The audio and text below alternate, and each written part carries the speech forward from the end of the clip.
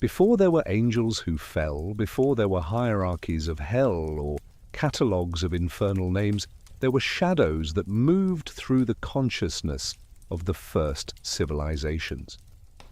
These shadows had appetites. They whispered through fever dreams and rode upon desert winds, carrying sickness and madness to those who could not protect themselves. The earliest humans to build cities and write upon clay tablets understood that the world contained forces beyond their control, presences that meant them harm, and that these presences needed names if they were ever to be understood or appeased. In the land between two rivers, where the Tigris and Euphrates carved fertile crescents through an otherwise unforgiving landscape, the Sumerians developed one of humanity's first sophisticated systems for cataloguing the invisible threats that surrounded them. They did not yet speak of demons in the way later civilizations would, with theological precision and moral categories. Instead, they identified spirits of illness, misfortune, and death as entities with specific natures and appetites.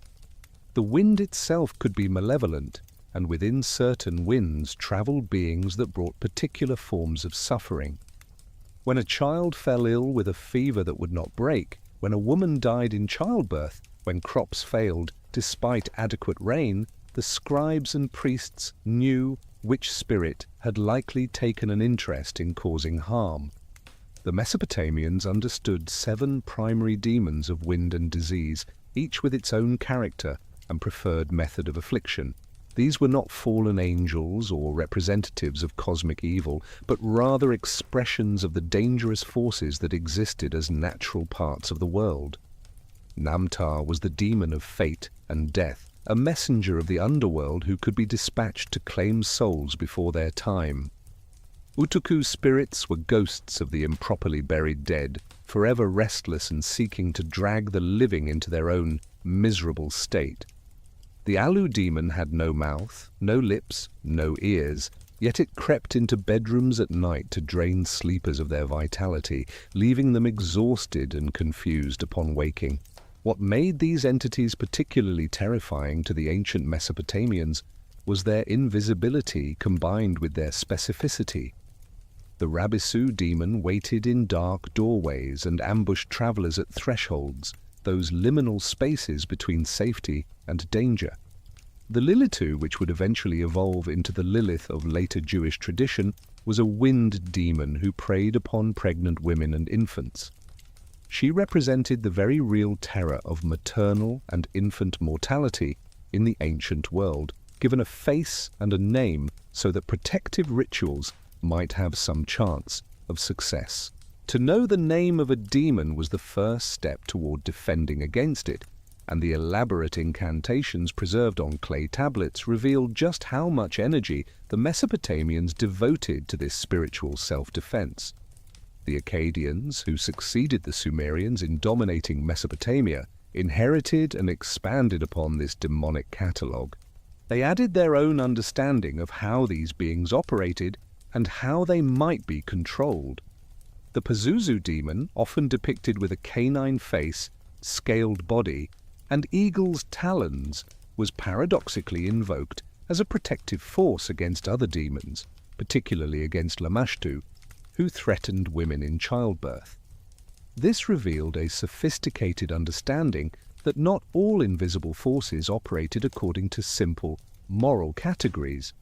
Some demons could be set against others, creating a complex spiritual ecology that required careful navigation. Egyptian civilization, developing along the Nile with its own distinct character and concerns, created its own demonic population to explain the sources of suffering and chaos. The Egyptians possessed an elaborate cosmology in which order, represented by the concept of Ma'at, was constantly under threat from forces of chaos and dissolution. Apep, the great serpent of chaos, was not precisely a demon in the later sense, but represented the ever-present threat of the universe returning to its pre-creation state of undifferentiated disorder. Every night, as the sun god Ra traveled through the underworld, Apep attempted to swallow him and prevent the dawn. The priests performed rituals to ensure Ra's victory, knowing that their cosmic maintenance work stood between civilization and oblivion. Lesser Egyptian demons filled the spaces between divine order and complete chaos. They were the beings who caused specific misfortunes, who needed to be warded against with amulets and spells. The Amhe demon, whose name means devourer of millions, dwelt in a lake of fire and could only be kept at bay through the correct magical formulae.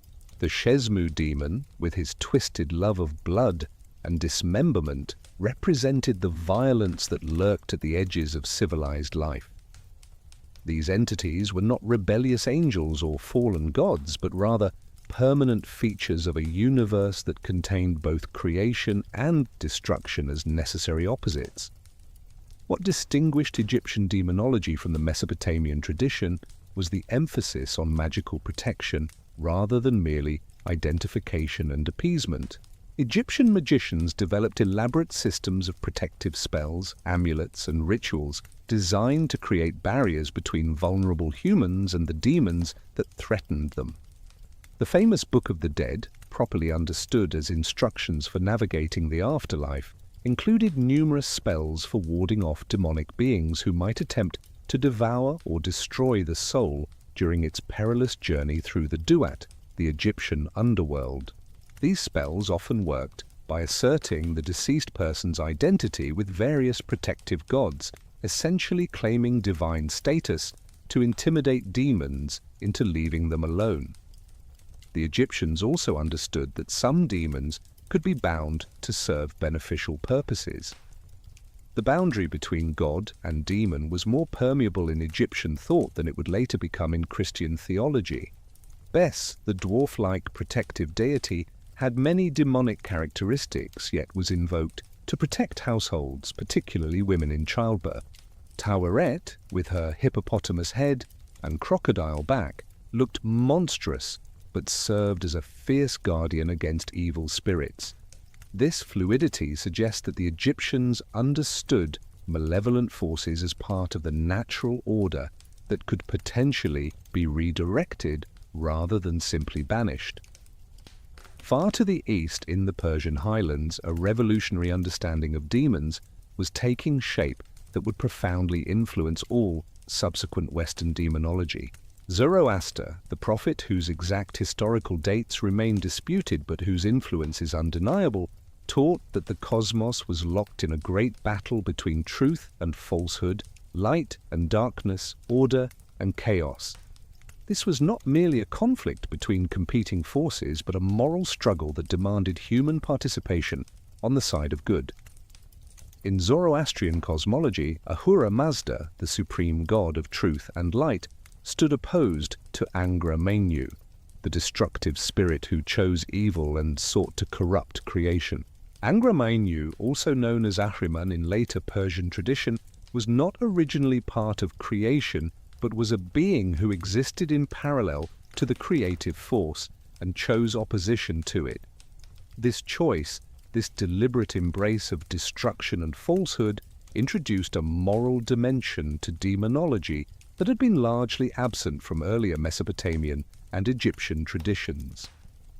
The demons of those earlier cultures simply were like dangerous animals or natural disasters. Ahriman and his servants chose to be evil. The daevas, Zoroastrian demons, were explicitly identified as false gods, as beings who demanded worship that properly belonged only to Ahura Mazda and the beneficial Amesha Spentas, the holy immortals who served the supreme deity. This identification of demons with false gods would later prove enormously influential when Christianity spread across lands where pagan deities had long been worshipped. The Zoroastrian pattern of understanding local gods as actually being demons in disguise provided a template for how Christians would interpret the divine beings of Egypt, Greece, Rome, and beyond. Each daeva had specific characteristics and methods of leading humans astray. Eshma was the demon of wrath and violence, inspiring humans to acts of rage and destruction. Mana was the demon of evil thinking, the voice that whispered false premises and malicious conclusions into receptive minds. Sarich was the demon of aging and poisoning, representing the slow decay that afflicted all physical things. These beings worked in concert to corrupt not just individual humans, but the entire material world, which they sought to fill with death, disease, and moral confusion. The Zoroastrian approach to demons differed crucially from earlier traditions in its insistence that these beings could and would be defeated. The battle between Ahura Mazda and Angra Mainyu was not eternal or balanced, but rather a cosmic drama with a predetermined conclusion. At the end of time, after a period of increasing chaos and suffering, good would triumph completely. Angra Mainyu and all his daevas would be destroyed or reformed, and the world would be made perfect. This eschatological hope, this promise that demons had an expiration date, would deeply influence later Jewish, Christian, and Islamic concepts of ultimate, divine victory over evil. What unified these ancient demon traditions, despite their many differences, was the human need to explain suffering and to feel some measure of control over the forces that caused it. When a child died of disease, it was not simply random misfortune, but the work of a specific demon with a name and nature. When crops failed or enemies triumphed in battle, invisible forces could be identified and potentially appeased or deflected. The alternative, accepting that tragedy struck without reason or pattern, was psychologically intolerable for early human societies. These ancient peoples created elaborate rituals, protective amulets, and spoken formulae designed to keep demons at bay.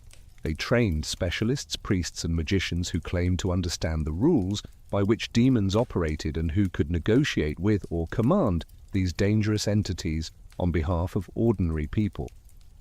The clay tablets and papyrus scrolls that have survived give us glimpses of just how seriously this work was taken, how much intellectual and spiritual energy was devoted to mapping the invisible world and finding ways to survive its dangers. Yet beneath all the specific names and catalogued attributes, beneath the protective spells and the offerings made to appease malevolent forces, there ran a deeper current of understanding. Demons in these ancient traditions represented the aspects of existence that resisted human control and comfort. They were death and disease, certainly, but also the randomness of fate, the cruelty that one person might inflict upon another, the internal chaos of mental illness and moral failing. By giving these forces names and faces, by creating stories about their origins and methods, ancient peoples were engaging in a profound act of meaning-making. The shadows that moved through Mesopotamian winds, that threatened Egyptian travelers in the desert, that whispered falsely in Zoroastrian minds, were all attempts to make sense of a world that often seemed hostile to human flourishing.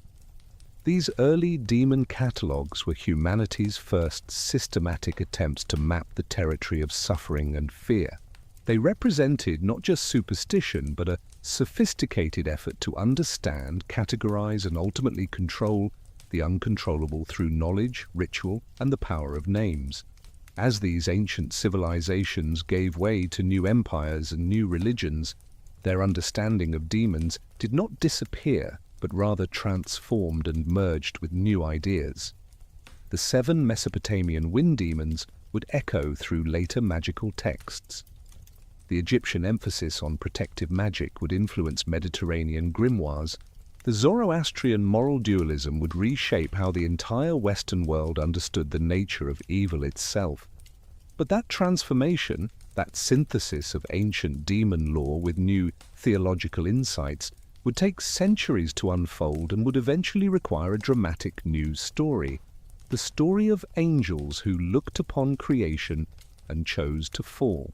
The transformation from impersonal forces of chaos to beings with choices and consequences began in the texts that circulated among Jewish communities during the Second Temple period, those centuries between the return from Babylonian exile and the destruction of Jerusalem by Rome. These were times of immense theological creativity, when Jewish scribes and mystics were grappling with fundamental questions about the nature of evil, the origin of suffering, and the relationship between the divine realm and the human world. The answers they developed would reshape not only Judaism, but eventually Christianity and Islam, creating the fallen angel mythology that would dominate Western demonology for the next 2,000 years. The Book of Enoch, attributed to the patriarch who walked with God and was taken up to heaven without experiencing death, circulated in various versions during the centuries before and after the birth of Jesus. Though eventually excluded from most Jewish and Christian scriptural canons, its influence on how people understood demons and their origins cannot be overstated. This text introduced a narrative that would prove irresistible to religious imagination. The story of angels who saw beauty in human women and abandoned their celestial stations to pursue earthly desires, bringing catastrophe in their wake.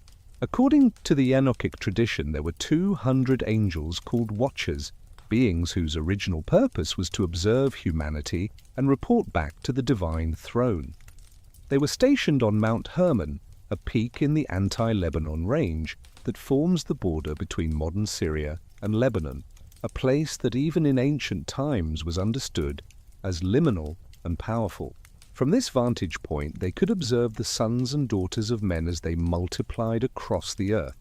The text is quite specific about what happened next. The Watchers saw that the daughters of humans were beautiful, and they conceived desire for them. This desire was revolutionary in its implications. Angels, beings of pure spirit who served in the presence of the divine, were not supposed to experience such longings. They existed in a realm where the physical appetites that drove human behavior had no place or meaning. Yet the Watchers felt desire anyway, and more significantly, they chose to act upon it. They made a pact among themselves, binding each other with mutual oaths so that none could back out once their transgression began. This detail reveals the magnitude of what they were about to do. They knew it was wrong, they knew it violated their purpose and nature, but they did it anyway, finding courage in collective rebellion. The leader of this conspiracy, depending on which version of the text one reads, was either Semiaza or Azazel, two names that would echo through demonological literature for centuries. Semiaza appears as the chief organizer, the one who worried that he alone would bear responsibility for the great sin, and thus insisted that all 200 Watchers bind themselves together in shared guilt. Azazel, meanwhile, seems to have been the teacher of forbidden knowledge, the one most active in corrupting humanity after the descent had already occurred. These subtle distinctions between the rebel angels would later inspire elaborate hierarchies of hell, with different demons holding different ranks and responsibilities. The Watchers descended from Mount Hermon and took human wives for themselves. The women bore children who were not quite human and not quite angelic, beings called Nephilim in the original Hebrew. These hybrid creatures grew to enormous size and possessed appetites that could not be satisfied. The text describes them as consuming all the food that humans had grown, then turning to consume the humans themselves, and finally even devouring one another in their insatiable hunger. The Nephilim represented a category violation that threatened to destroy the natural order entirely, beings who should never have existed and whose very presence corrupted the world around them. But the physical corruption of humanity through the Nephilim was only part of the catastrophe the Watchers unleashed. The fallen angels also taught forbidden knowledge to their human lovers and to humanity more broadly. Azazel, in particular, is credited with teaching men the art of making weapons and armor, thus introducing systematic warfare. He taught women the use of cosmetics and ornaments, which the text presents as leading to vanity and sexual promiscuity. Other fallen angels taught humanity astrology, the cutting of roots and plants for magical purposes. the making of enchantments, and the observation of stars for divination. This teaching of forbidden knowledge introduced a crucial concept into demonology, the idea that certain information is dangerous in human hands, that there are things humanity is better off not knowing. The fallen angels did not simply corrupt humans through violence or physical monstrosity, but through giving them access to knowledge and techniques that they were not spiritually or morally prepared to handle. This would become a recurring theme in later demonological thought, the understanding that demons tempt not only through base pleasures, but through the seductive appeal of hidden wisdom and power. The consequences of the Watchers' rebellion were catastrophic. The earth became filled with violence and corruption, with the blood of innocents crying out for justice.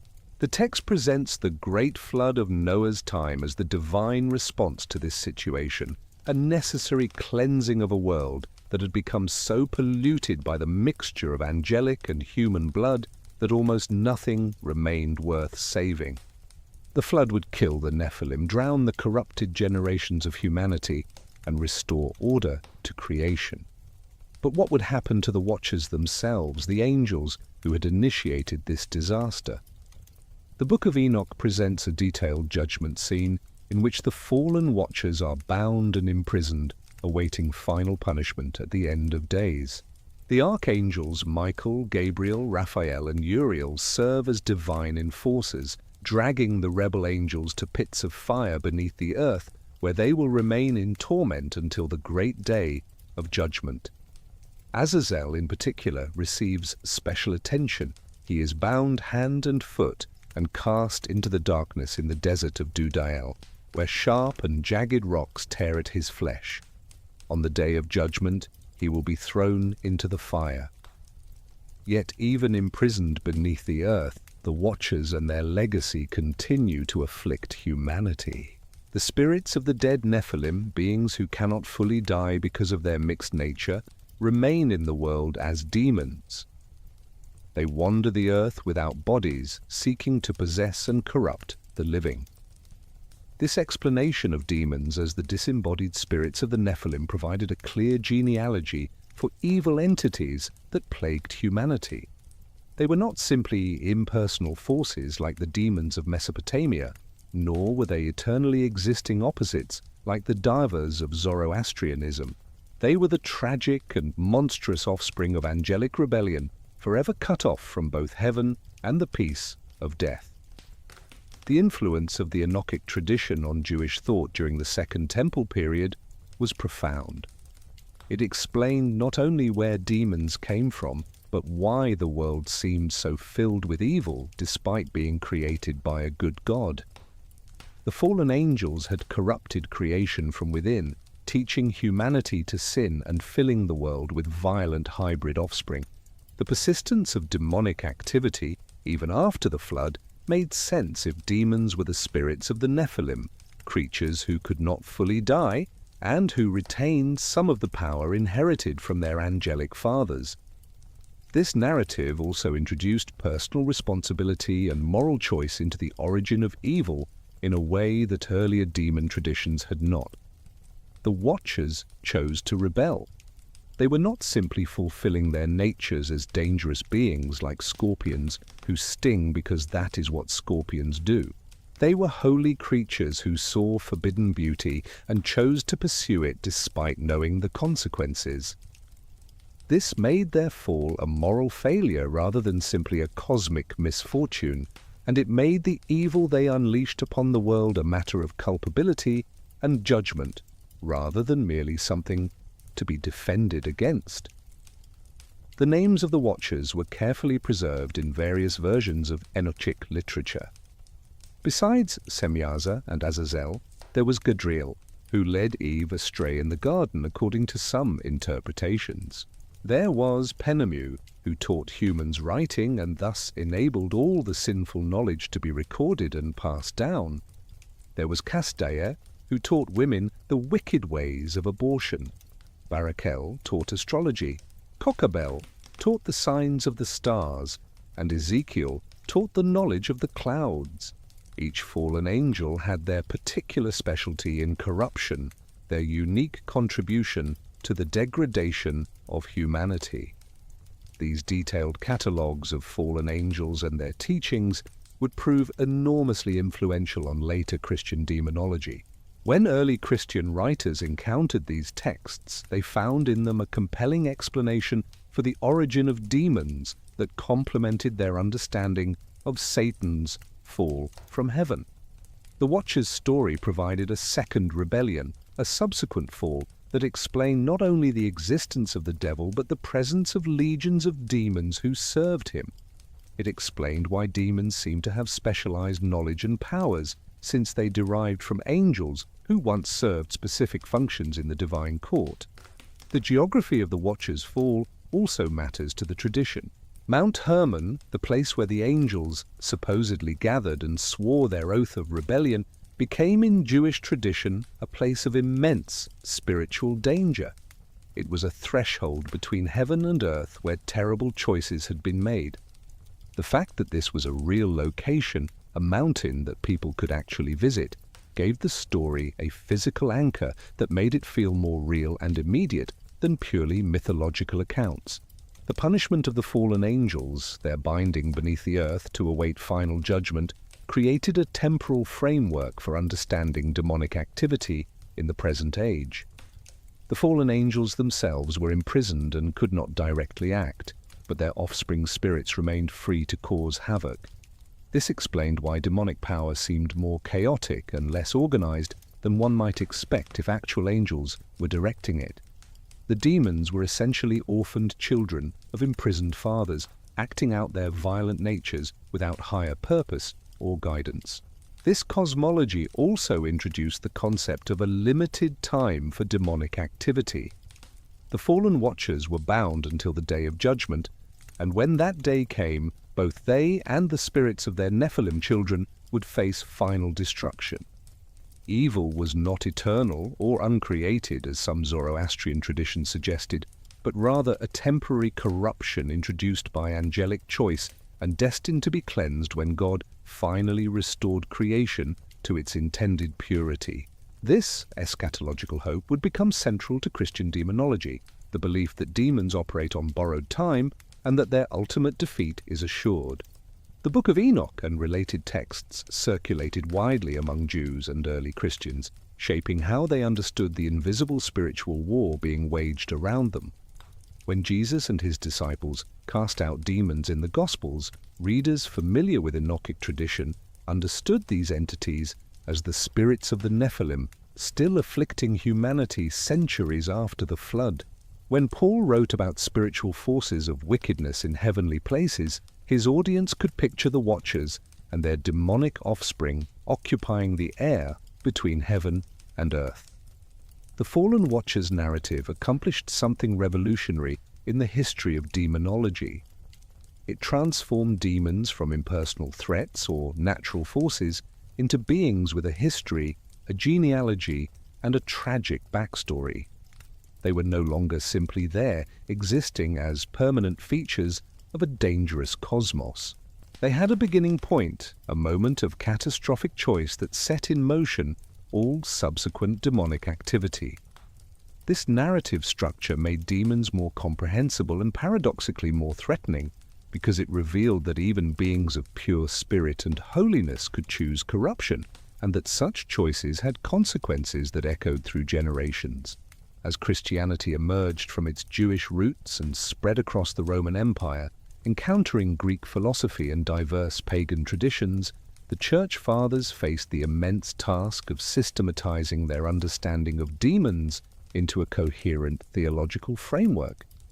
The scattered references in Scripture, the vivid narratives of Enochic literature, and the lived experience of exorcisms and spiritual warfare all needed to be organized into a comprehensive doctrine that could explain who demons were, where they came from, what they wanted, and how Christians should understand their place in the cosmic order. This intellectual labor, carried out over several centuries by some of the most brilliant minds of the ancient world, would construct the architecture of hell itself. The earliest Christian writers inherited from their Jewish predecessors the basic concept of fallen angels, but had to reconcile this with the figure of Satan, who in earlier Jewish thought was sometimes portrayed as a divine prosecutor or tester rather than a rebel. The identification of Satan with the serpent in Eden, with the fallen morning star in Isaiah's prophecy against Babylon, and with the accuser in Job created a composite portrait of a being who had once been the highest of angels, but who chose pride and rebellion over obedience. This Satan became in Christian thought the supreme commander of all demonic forces, the prince of demons, whose fall preceded and in some way caused the subsequent rebellion of the Watchers. Origen of Alexandria, one of the most influential early Christian theologians, despite his eventual condemnation for certain speculative doctrines, developed an elaborate cosmology in which all rational beings, including angels, possessed free will, and thus the capacity to choose good or evil. In his understanding, demons were angels who had fallen through their own choices at various points in cosmic history. Some fell before the creation of humanity, led by Satan in his primordial pride. Others fell later, like the Watchers, through lust and the desire for forbidden experience.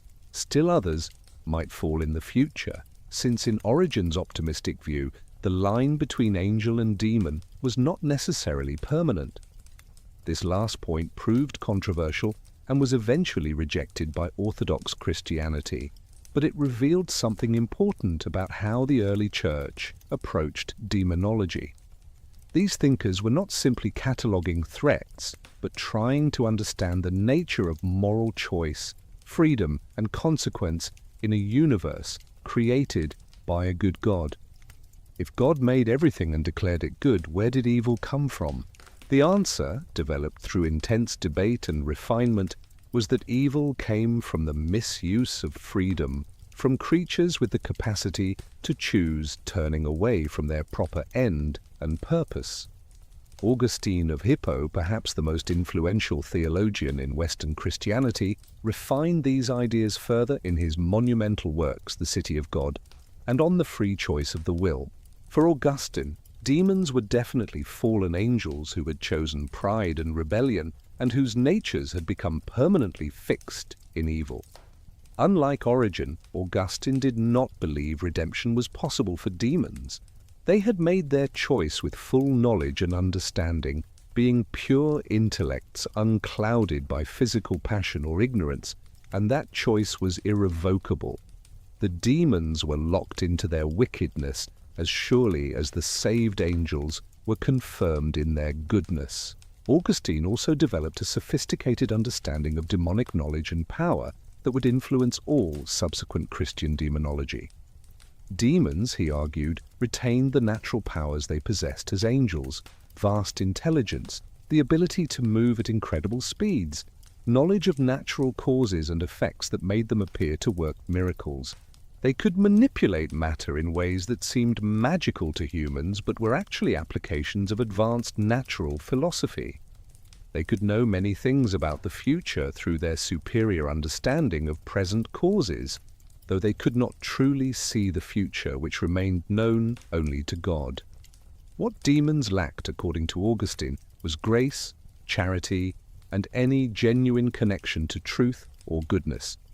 Their intelligence, vast as it was, served only to make them more dangerous and more miserable.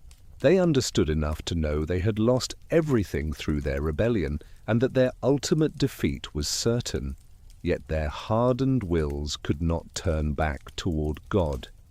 This made them creatures of pure malice, seeking to drag humanity down to share in their misery, knowing that every human soul they corrupted was one more voice crying out in suffering alongside them in the eternal flames. The geography of hell itself began to take shape through the writings of the Church Fathers and their meditation on scriptural images.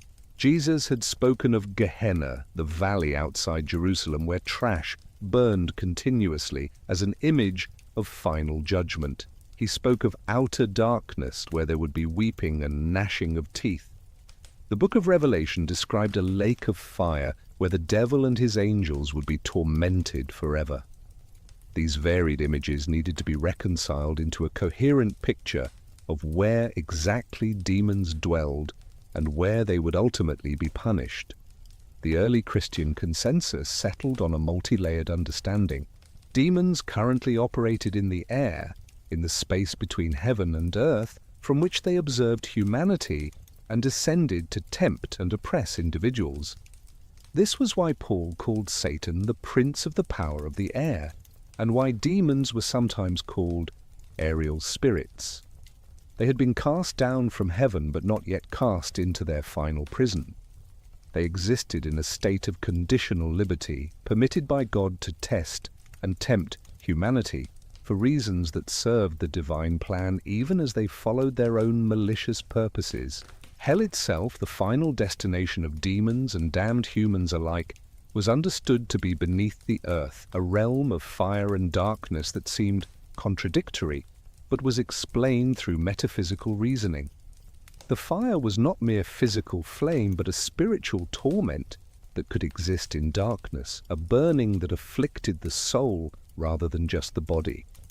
Different regions of hell held different classes of the damned, with the worst sinners and the fallen angels relegated to the deepest and most tormenting zones. This vertical geography would later inspire Dante's famous journey through the infernal circles, but its roots lay in these early Christian attempts to map the territory of the damned.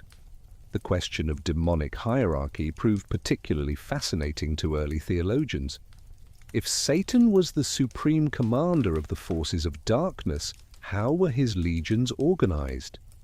The Enochic tradition had given names to prominent fallen angels, but Christian thinkers wanted to understand the structure of hell itself. They turned to the biblical evidence of different types of malevolent spirits. The Gospels mention demons being cast out, but also unclean spirits, and in one memorable passage, a demon identified itself as legion, for they were many. Paul wrote of principalities, powers, rulers of darkness, and spiritual forces of wickedness in heavenly places. These terms suggested a hierarchy, a chain of command among the forces of evil.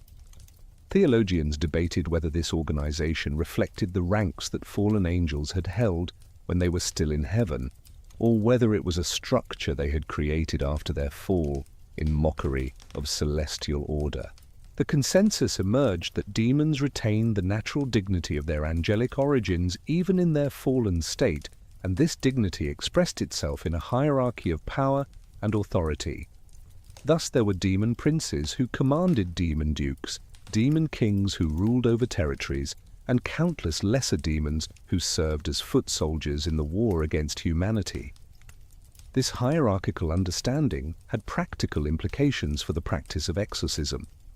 If one was attempting to cast out a demon, it mattered greatly whether one faced a lesser spirit or a prince of hell. Different degrees of spiritual authority and different ritual approaches were required.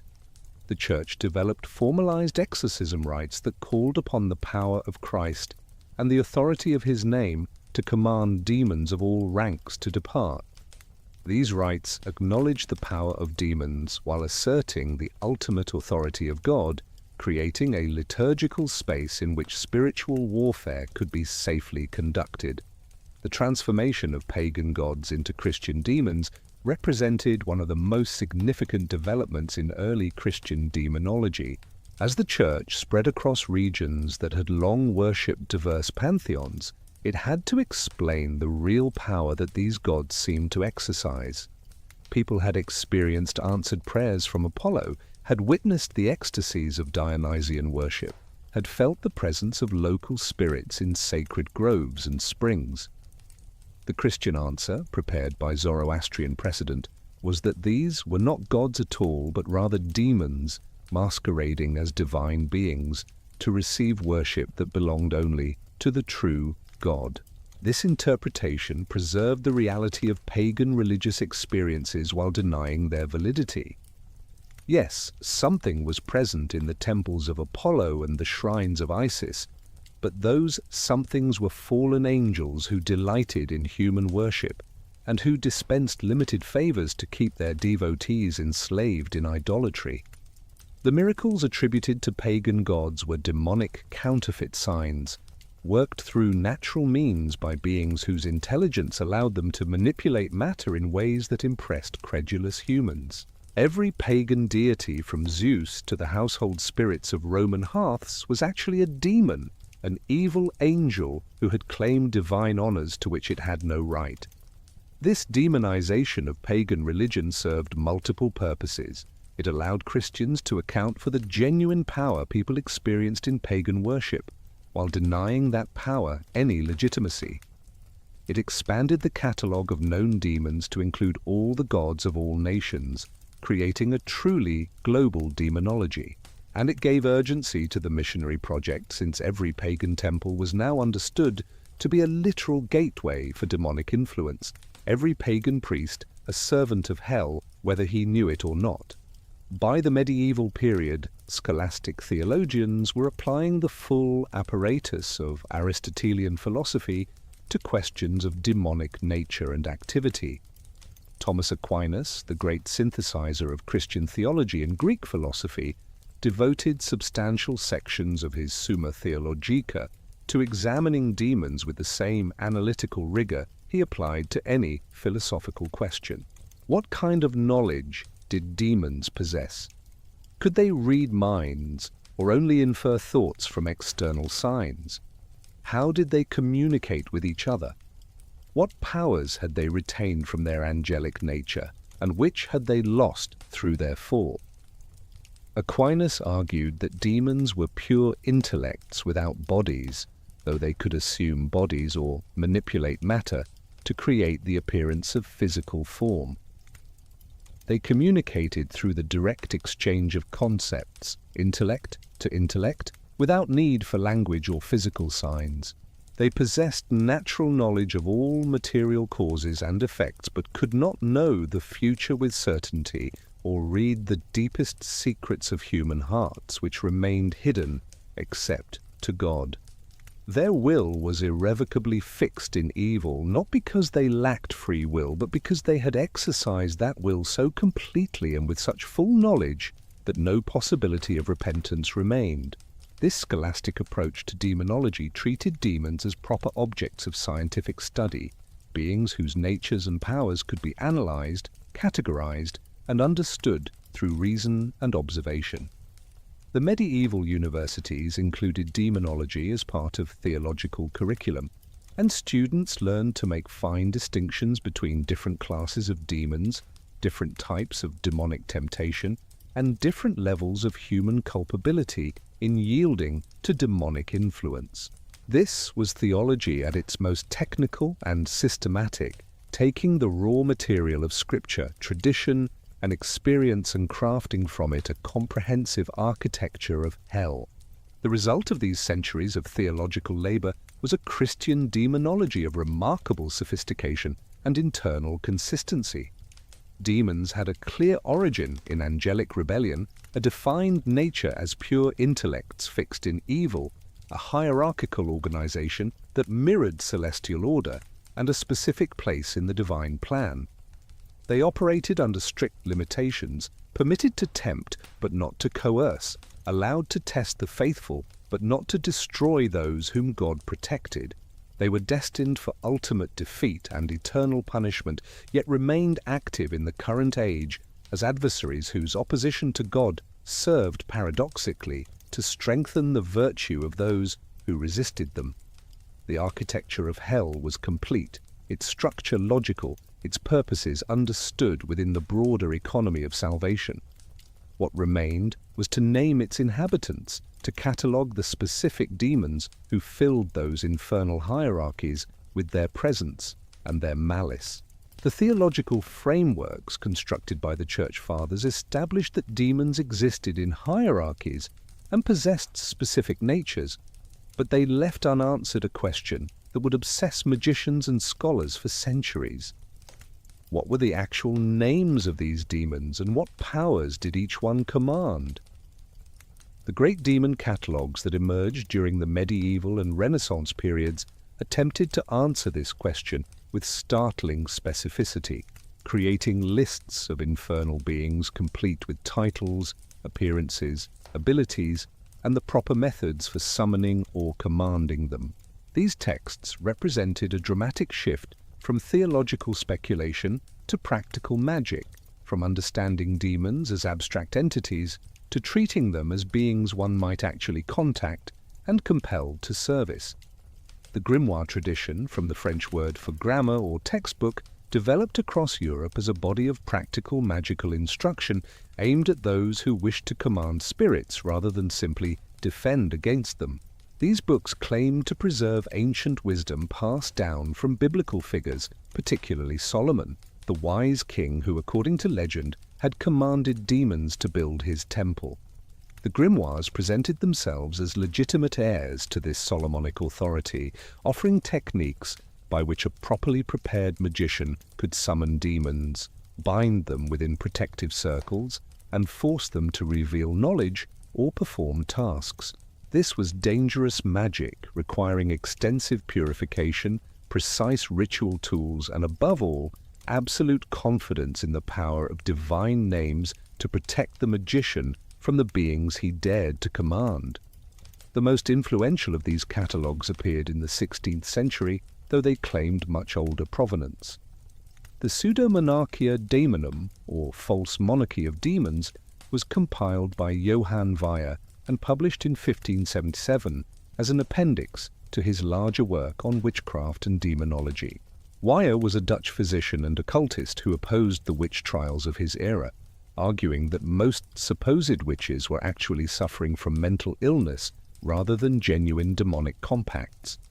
Yet, despite his skepticism about popular witch beliefs, he took seriously the tradition of demonic hierarchies and compiled a systematic list of 69 demons, each with its own rank, appearance, and powers.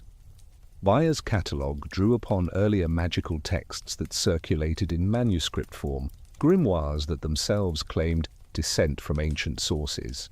What made his work distinctive was its encyclopedic approach, its attempt to be comprehensive and authoritative. Each demon received an entry that specified its rank in the infernal hierarchy, the number of legions under its command, and the particular abilities or knowledge it could provide to a magician bold enough to summon it. The text read like a military roster or governmental directory, as if hell was simply another kingdom that could be mapped and understood through proper research. Even more influential was the Lesser Key of Solomon, known also as the Lemmigeton Clavicula Salomonis, a grimoire that circulated in various manuscript forms before being translated and published in the 17th century. This text claimed to preserve the magical knowledge of Solomon himself, the techniques by which the wise king had controlled demons and put them to work building the temple in Jerusalem. The Lesser Key consisted of 5 books, each dealing with different aspects of spirit conjuration. But it was the first book, the Ars Goetia, or Art of Sorcery, that contained the famous catalogue of 72 demons that would dominate Western demonology for centuries to come.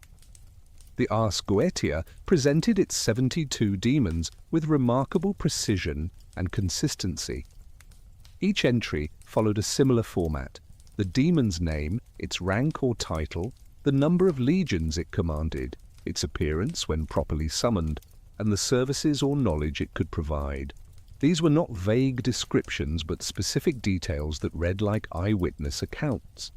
The text told you not only that a particular demon could teach philosophy, but that it appeared as a leopard that transformed into a human shape upon command, or that another demon manifested as a crowned king riding a pale horse, or that a third showed itself as a soldier in red clothing riding a red horse and wearing a ducal crown. King Baal led the procession of the Goetia, listed as the first and greatest demon, commanding 66 legions and appearing in various forms, including a man, a cat, a toad, or all 3 at once. His voice was hoarse, and when properly compelled, he could make the magician invisible and teach wisdom. Duke Agares appeared as an old man riding a crocodile and carrying a hawk on his fist. He caused earthquakes and taught languages, and he had the particular power to make runaways return and cause those who ran to stand still.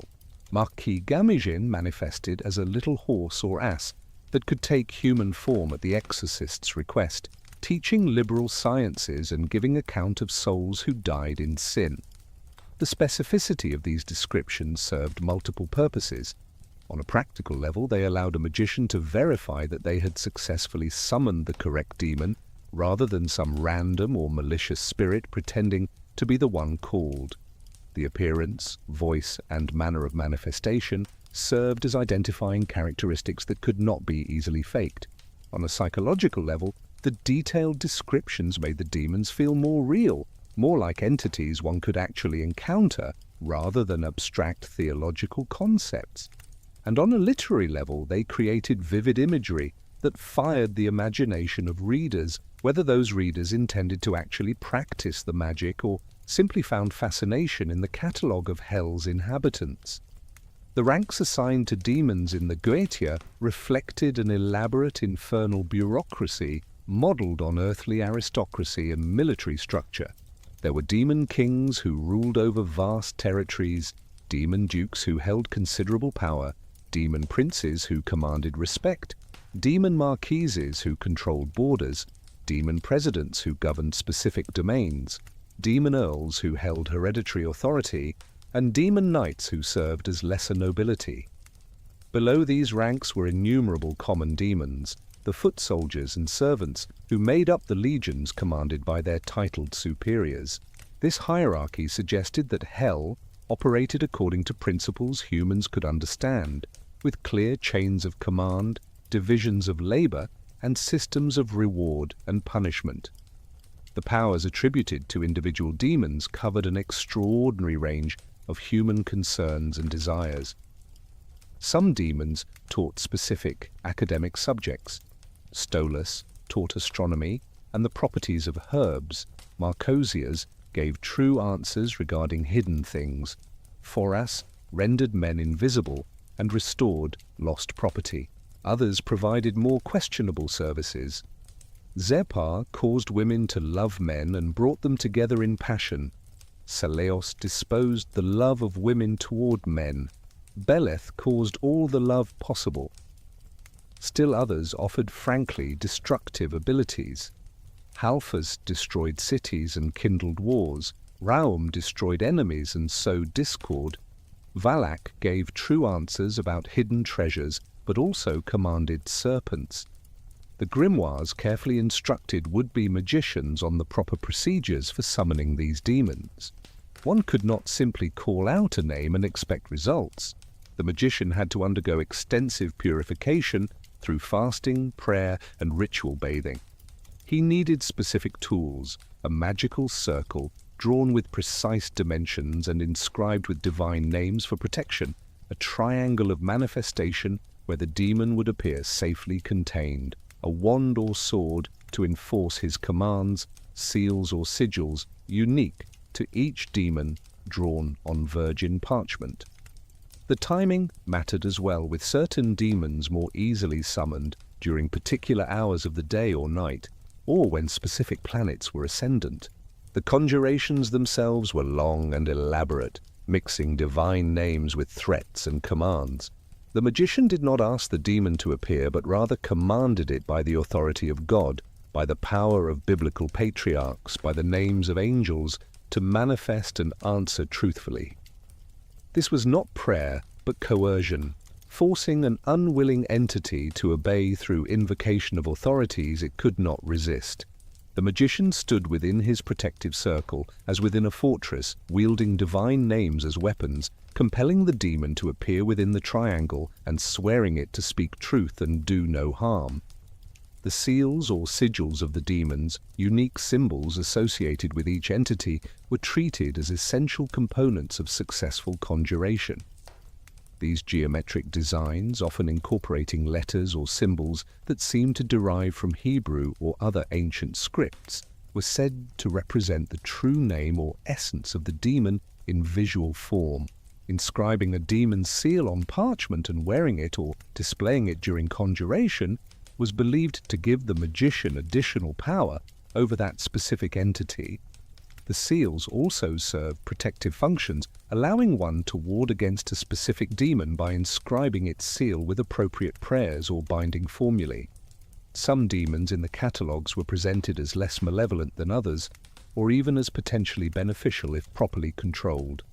Buna, a duke commanding 30 legions, was described as speaking with a divine voice and making men wise, eloquent, and wealthy.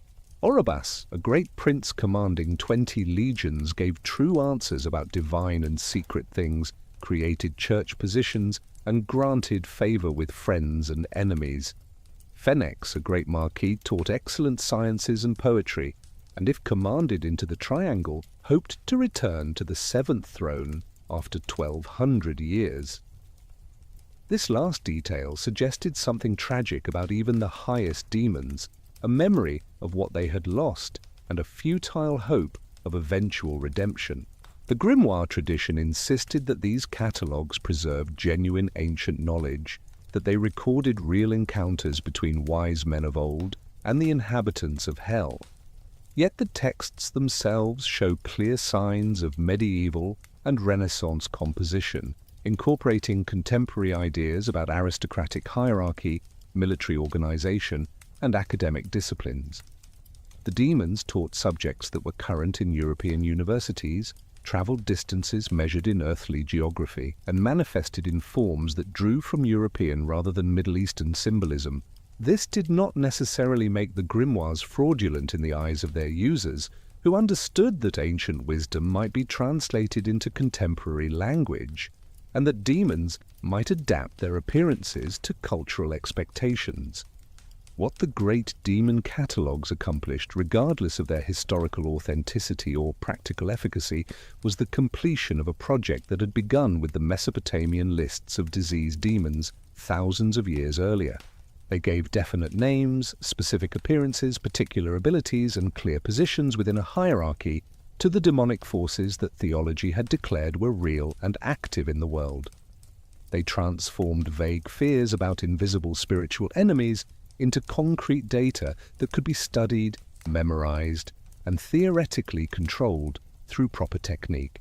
The catalogues also created a strange intimacy with demons. By specifying their appearances, voices, and personalities, the grimoires made demons into characters one could know, entities with consistent behaviors and reliable attributes.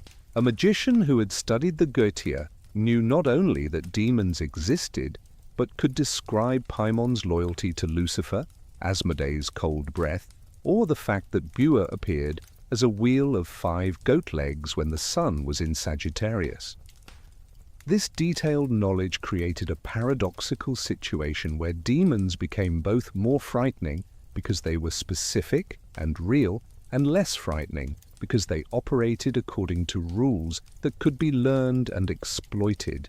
The 72 demons of the Ars Goetia and their companions in other grimoires would echo through Western occultism for centuries, their names invoked by magicians, their seals drawn in ritual contexts, their attributes debated by scholars of the esoteric.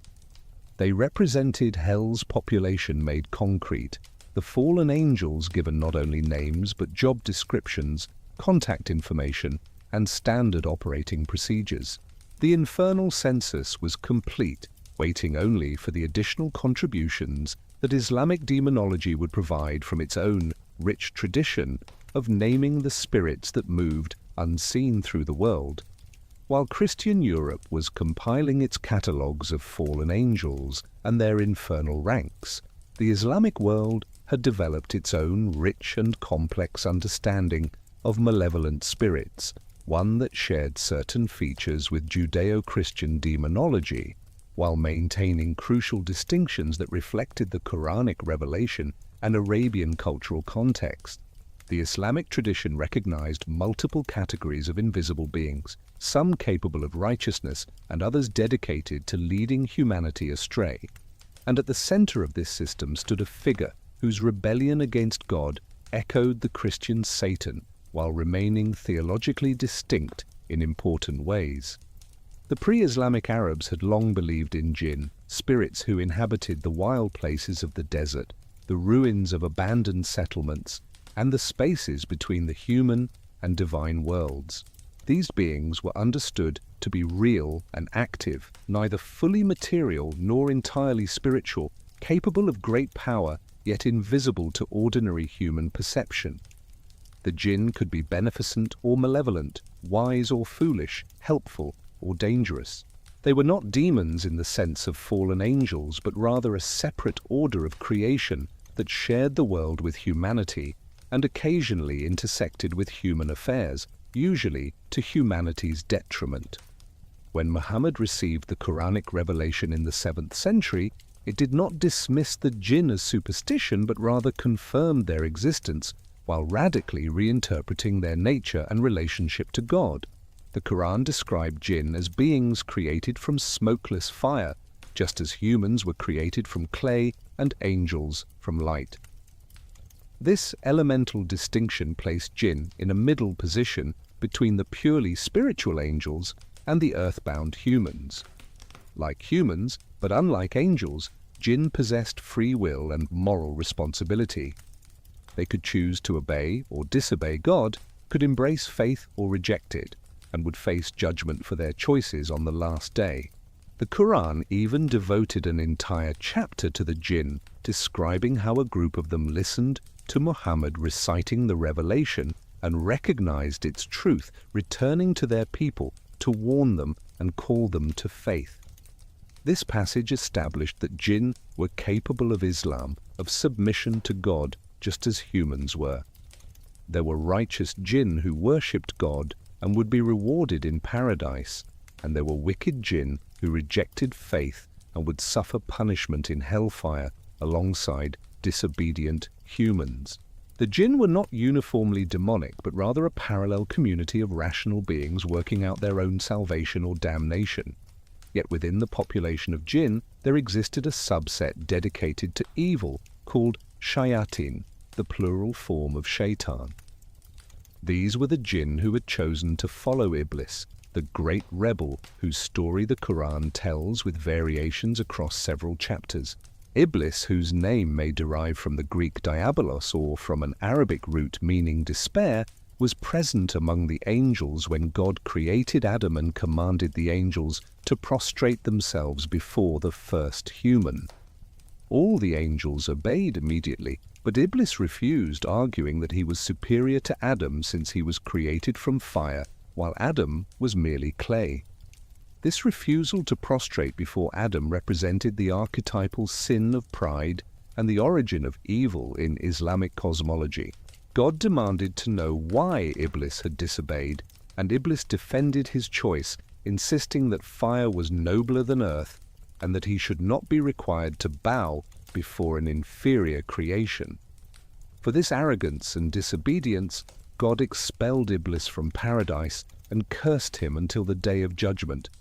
Yet Iblis requested and received permission to continue existing until the resurrection, using that time to tempt and mislead humanity to prove that humans were as weak and ungrateful as he claimed they would be. The Quranic account presents a crucial ambiguity about whether Iblis was originally an angel or a jinn. Some passages seem to place him among the angels, while one explicitly states he was of the jinn. Islamic commentators debated this question for centuries, with most eventually concluding that Iblis must have been a jinn, since the Quran states that angels have no free will and cannot disobey God's direct commands. If Iblis could refuse to prostrate before Adam, he must have possessed free will, which meant he was a jinn who had achieved a high rank among the angels through his devotion, only to fall through pride when tested. This theological distinction had significant implications.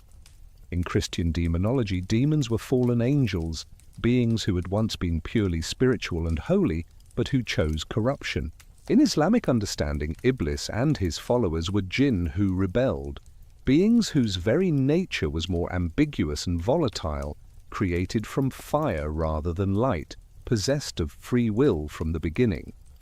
The shayatin were not fallen from a higher state, but rather jinn who had always had the capacity for evil and who actualized that capacity through their choice to follow Iblis rather than submit to God. Iblis, now cursed and expelled but granted his request to continue existing, made a declaration that would shape Islamic understanding of temptation and spiritual warfare for all subsequent history. He vowed to waylay humanity from the straight path, to approach them from before and behind, from their right and their left, to make their evil deeds seem fair to them, and to prove to God that most humans would not be grateful or obedient. God responded by promising hell for Iblis and all who followed him, but also affirmed that Iblis would have no authority over God's sincere servants. The battle was joined, and it would continue until the end of time. The methods by which Iblis and his shayatin tempt humanity are described throughout the Quran and elaborated in Hadith, the recorded sayings and actions of Muhammad. The shayatin whisper suggestions into human hearts, making evil appear attractive and righteousness seem difficult or unrewarding. They create doubt and confusion. They encourage extremes and imbalance. They exploit human weaknesses and desires. Yet they cannot force anyone to sin, cannot override human free will. They are limited to suggestion, seduction, and deception. The responsibility for choosing evil remains with the human who yields to their whispers. Islamic tradition developed elaborate protections against the shayatin. Recitation of specific Quranic verses, particularly the verse of the throne and the last two chapters of the Quran, was understood to drive away evil spirit. The phrase, "I seek refuge in God from Satan the accursed," served as a defensive formula to be spoken when one felt the approach of temptation or negative thoughts. The call to prayer itself was said to drive away shayatin, as they could not bear to hear the beautiful sound of God's name proclaimed. These protections acknowledged the reality and danger of the shayatin while asserting that God had provided adequate means of defense for those who chose to use them. The Islamic understanding of jinn possession paralleled Christian concepts of demonic possession, but with important differences. Jinn could enter human bodies and cause physical and mental illness, speaking through the possessed person and causing them to behave in ways contrary to their normal character. Exorcism was practiced through recitation of Quranic verses and commanding the jinn to depart in the name of God. However, Islamic exorcism generally treated the possessing jinn as a rational being who could potentially be reasoned with, converted to righteousness, or frightened away through divine authority, rather than as a purely malevolent entity that could only be expelled through force. The jinn were also understood to have their own complex society parallel to human civilization. They lived in communities, married and had children, practiced various religions including Islam, and had their own rulers and hierarchies.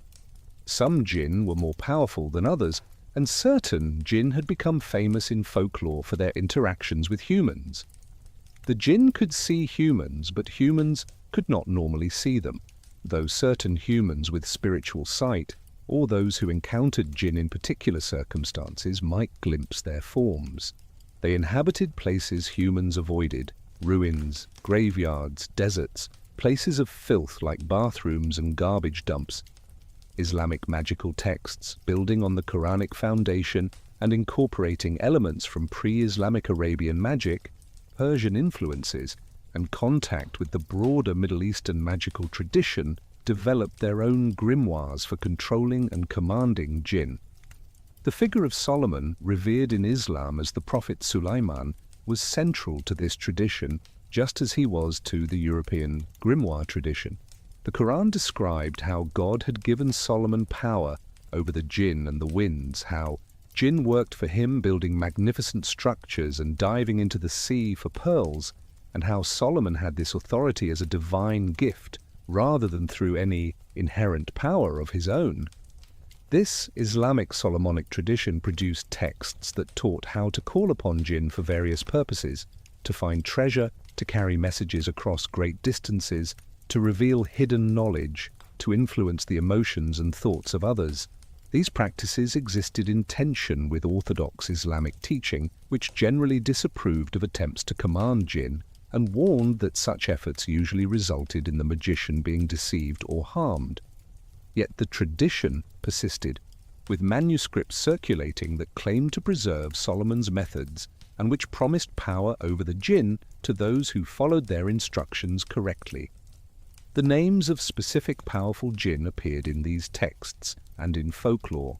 While Islamic tradition did not develop the extensive catalogues of individual demons that characterized Christian grimoires like the Ars Goetia, certain jinn achieved particular notoriety.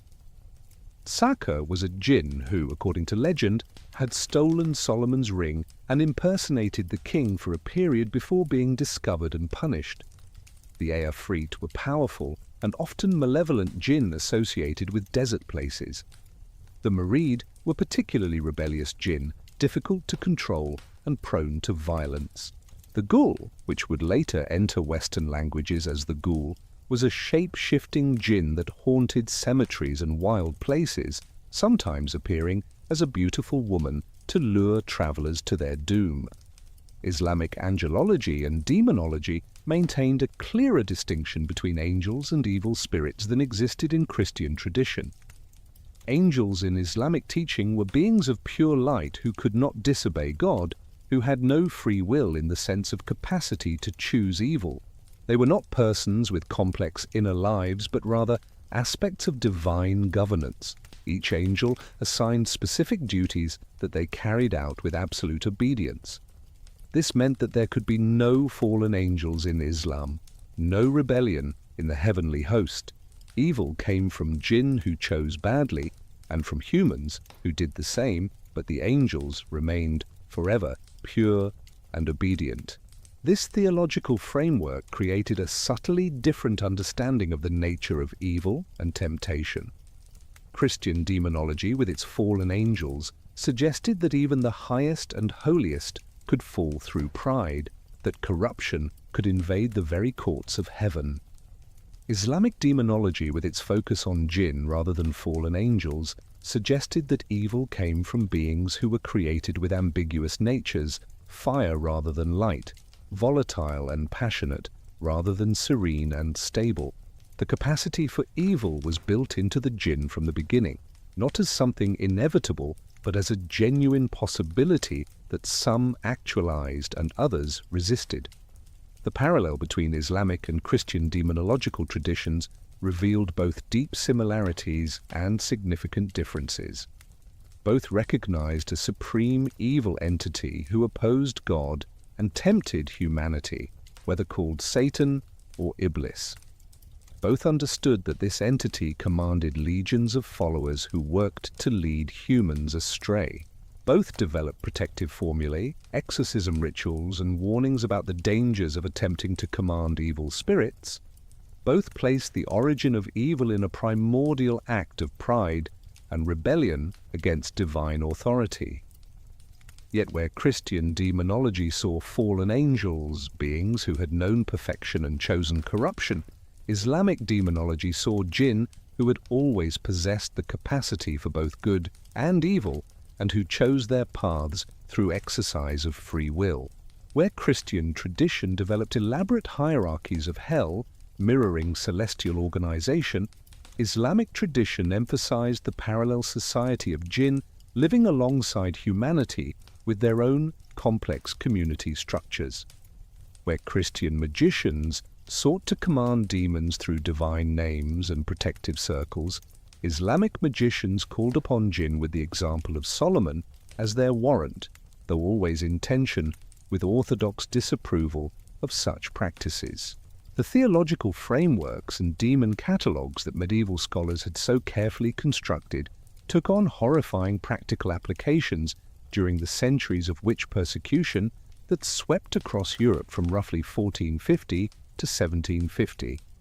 What had been abstract questions about demonic nature and activity became matters of life and death as theologians, lawyers, and authorities convinced themselves that an army of human servants of Satan walked among ordinary Christians, working malevolent magic through demonic pacts and gathering in secret to worship the devil himself.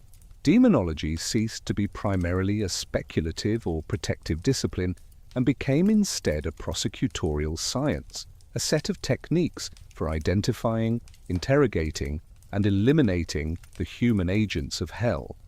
The transformation began with the publication in 1486 of the Malleus Maleficarum, the Hammer of Witches, written by two German Dominican inquisitors, Heinrich Kramer and Jacob Sprenger.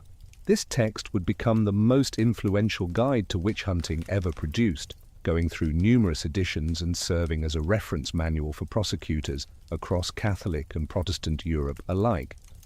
The Malleus accomplished something no previous demonological work had managed. It provided a complete system linking theological doctrine about demons with legal procedures for prosecuting witchcraft, creating a seamless bridge between the invisible spiritual world and the very visible mechanisms of torture, trial, and execution.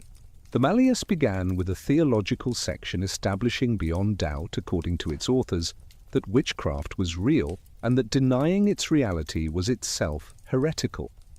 This was necessary because some educated people, influenced by texts like the medieval canon episcopi, believed that supposed witches were actually deluded individuals suffering from dreams and fantasies planted in their minds by demons, rather than people who actually flew through the air or transformed into animals.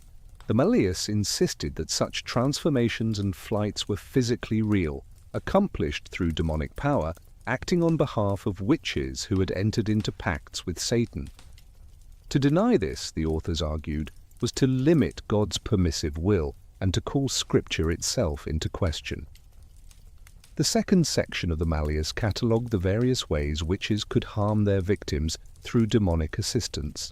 They could cause impotence in men or infertility in women. They could kill infants in the womb or steal them after birth to offer as sacrifices. They could raise destructive storms that ruined crops. They could cause specific individuals to fall sick with mysterious ailments that resisted normal treatment. They could turn milk sour and make beer spoil. They could make horses go lame and cattle become barren. Every misfortune that might befall a household or community could potentially be traced to witchcraft, and the Malleus provided the interpretive framework for making those connections. Most insidiously, the Malleus devoted extensive attention to the supposed pact between witch and demon that made all this evil possible. According to the text, becoming a witch required a formal renunciation of the Christian faith and a corresponding oath of allegiance to Satan. This pact was sometimes written and signed in blood, other times spoken aloud in the presence of demons at a secret gathering. The witch promised obedience to Satan and agreed to serve his purposes by harming faithful Christians and their property. In exchange, the demon assigned a familiar spirit to the witch, an entity who would appear in animal form or sometimes in human guise, who would carry out the witch's malevolent commands and provide magical assistance.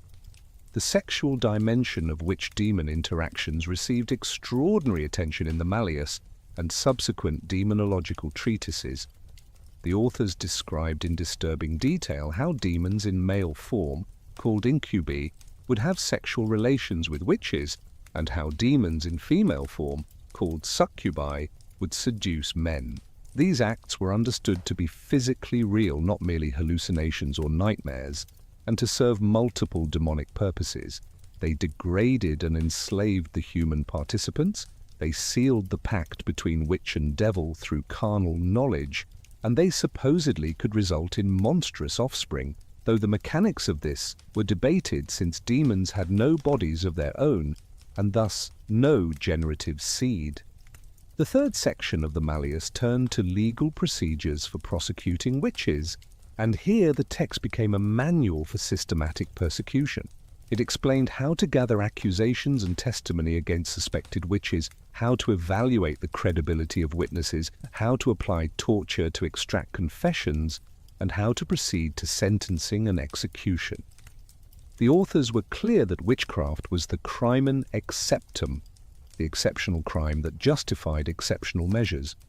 Normal legal protections could be relaxed, torture could be applied more freely, and accused witches could be convicted on the basis of evidence that would be insufficient in other criminal proceedings. The question of how to identify a witch exercised the minds of demonologists for generations. Some argued that witches bore a mark on their bodies where the devil had touched them, an area of insensitive flesh that would not bleed when pricked. Professional witch-finders earned their living by examining suspects for these witch marks, pricking them systematically with pins to find spots that seemed dead to sensation. Others believed that witches could not cry genuine tears or could not recite the Lord's Prayer correctly, or would float when thrown into water rather than sinking as innocent people would. These supposed tests were based on demonological theory about how contact with demons altered the physical body, making it subtly different from the bodies of ordinary Christians. The Witches' Sabbath, the gathering where witches supposedly met to worship Satan and plan their evil deeds, became a central obsession of demonological literature. Confessions extracted under torture describe these gatherings in vivid detail: the flight through the air to reach the meeting place, the presence of Satan himself in the form of a great black goat or man, the obscene parody of Christian rituals including the kissing of the devil's posterior, the sexual orgies and cannibalistic feasts featuring the flesh of murdered infants, the instruction in harmful magic, and the distribution of flying ointments and poisons. Modern scholars recognize these confessions as products of leading questions and torture, fitting the expectations of interrogators who had read previous demonological accounts, but at the time they were taken as confirmation of the reality and danger of the witch conspiracy. Jean Baudin, a French lawyer and philosopher who published his Demonology des sorciers in 1580, took witch hunting to new levels of intellectual sophistication. Baudin was no ignorant fanatic, but rather one of the leading minds of his age, an early theorist of sovereignty and religious toleration, who nevertheless believed absolutely in the reality and danger of witchcraft. His treatise combined learned citations of classical authorities, philosophical arguments, legal analysis, and horrifying case studies to build what he considered an irrefutable case that witches existed in vast numbers and posed an existential threat to Christian civilization. Baudin argued that the ordinary standards of legal proof should be drastically reduced in witchcraft cases. The crime was too dangerous, the accused too skilled at deception through demonic assistance, to allow normal judicial protections to stand in the way of conviction. He approved of torture, accepted testimony from children and accomplices that would normally be rejected, and argued that even uncorroborated accusations should be taken seriously. His influence on actual prosecutions was substantial, providing intellectual cover for the excesses of witch hunting and making it respectable for educated men to participate enthusiastically in persecution. Henri Boguet, whose Discours des sorciers appeared in 1602, served as chief judge in the Burgundian region of France and personally oversaw numerous witch trials. His treatise drew on his extensive practical experience burning witches to provide detailed guidance for other judges facing similar cases. Boguet estimated that witches numbered in the hundreds of thousands spread across every country in Europe, an invisible army of Satan that required constant vigilance and ruthless prosecution to contain. He described the physical signs that indicated demonic possession, the correct procedures for exorcism, and the questions that should be put to suspected witches under interrogation. The possessed presented a particular challenge to demonological theory and practice. These were individuals, often young women, who exhibited behavior that seemed clearly to indicate the presence of a demon within their bodies, speaking in voices not their own, displaying knowledge they should not possess, contorting their bodies in impossible ways, vomiting strange objects, showing supernatural strength, blaspheming against God and the saints. Were these genuine cases of demonic invasion, or were they frauds seeking attention, or were they victims of natural disease that mimicked supernatural affliction? Demonologists had to develop criteria for distinguishing between these possibilities. The signs of genuine possession were codified through careful observation of numerous cases. True possession, demonologists argued, involved the demon speaking through the victim in languages the victim did not naturally know, particularly Latin, Hebrew, or Greek. The possessed person would react violently to sacred objects, unable to bear the presence of holy water, blessed crosses, or consecrated hosts. They would exhibit strength far beyond their normal capacity, requiring multiple strong men to restrain them. They would know hidden things that they had no natural way of knowing, revealing secrets about people they had never met, or predicting future events. These signs distinguished genuine possession from fraud or illness, or so the experts claimed. Exorcism, the ritual expulsion of demons from possessed individuals, developed elaborate protocols during this period. The exorcist, always a priest authorized by ecclesiastical authority, would confront the demon through the possessed person's body, commanding it in the name of Christ to identify itself, to explain how it had gained entry into the victim, and ultimately to depart. These sessions could last hours or even days, with the demon supposedly fighting against expulsion, threatening the exorcist, and attempting to deceive everyone present about its true nature and intentions. Successful exorcisms were taken as proof of the Church's power over demons and thus of the truth of Christian doctrine, while failed exorcisms suggested that the victim had somehow consented to possession or that the exorcist lacked sufficient faith and authority. Famous possession cases became public spectacles and propaganda tools. The case of the Ursuline nuns at Loudun in France, where an entire convent supposedly fell under demonic influence and accused the priest Urbain Grandier of bewitching them, culminated in Grandier's execution in 1634 and became the subject of extensive documentation and controversy. The nuns exhibited all the classic signs of possession, writhing and cursing during exorcism attempts, speaking in voices attributed to various named demons, and displaying physical contortions that seemed to defy natural explanation. Whether this was genuine possession, mass hysteria, deliberate fraud motivated by personal or political factors, or some combination of all three remains debated by historians. But at the time it served as proof for many that the demonic threat was real and immediate. The machinery of witch persecution, built on demonological theory and legal procedure, claimed tens of thousands of lives across Europe during these centuries.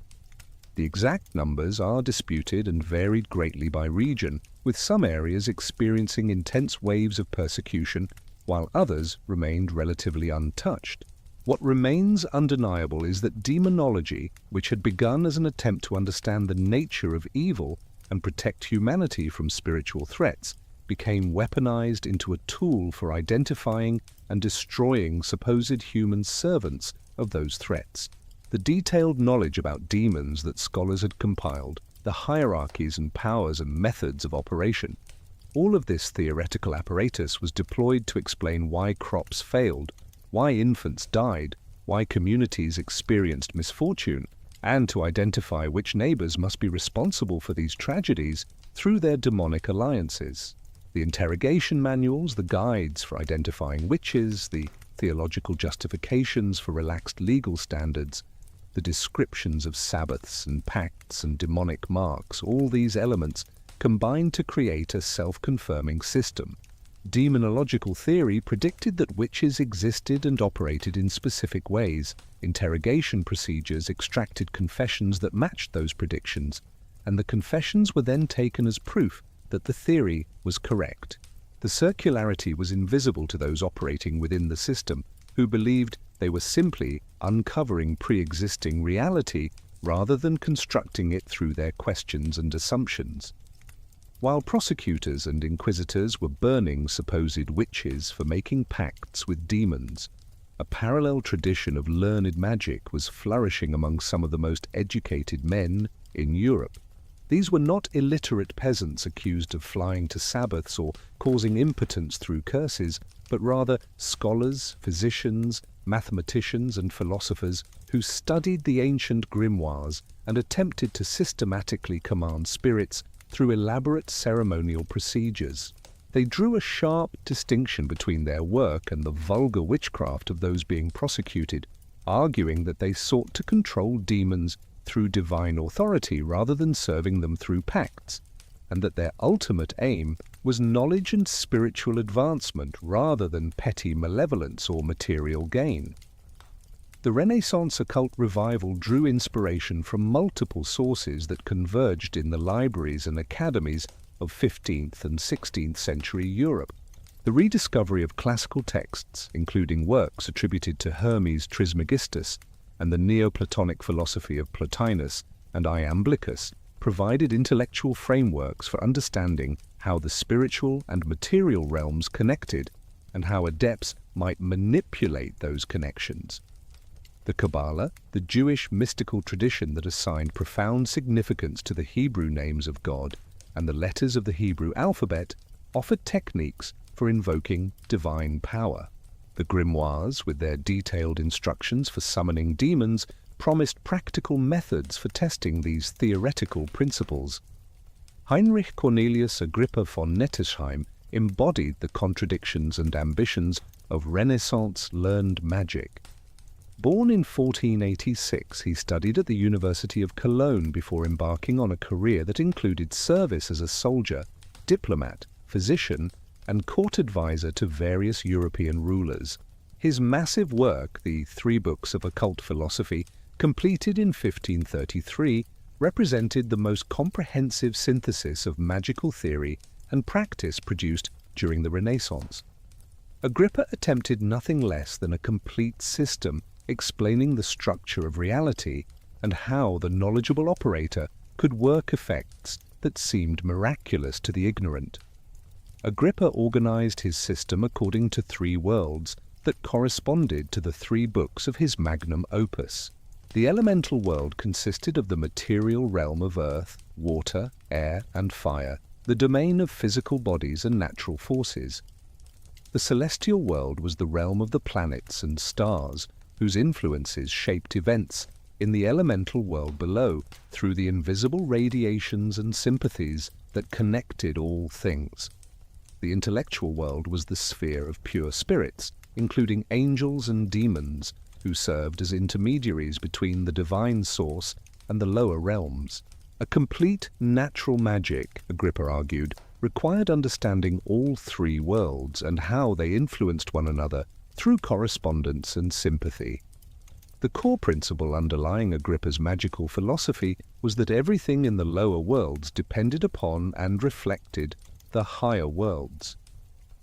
Material objects contained within themselves the influences of the planets under which they had come into being, and these influences in turn derived from the intellectual virtues of the angels and divine ideas.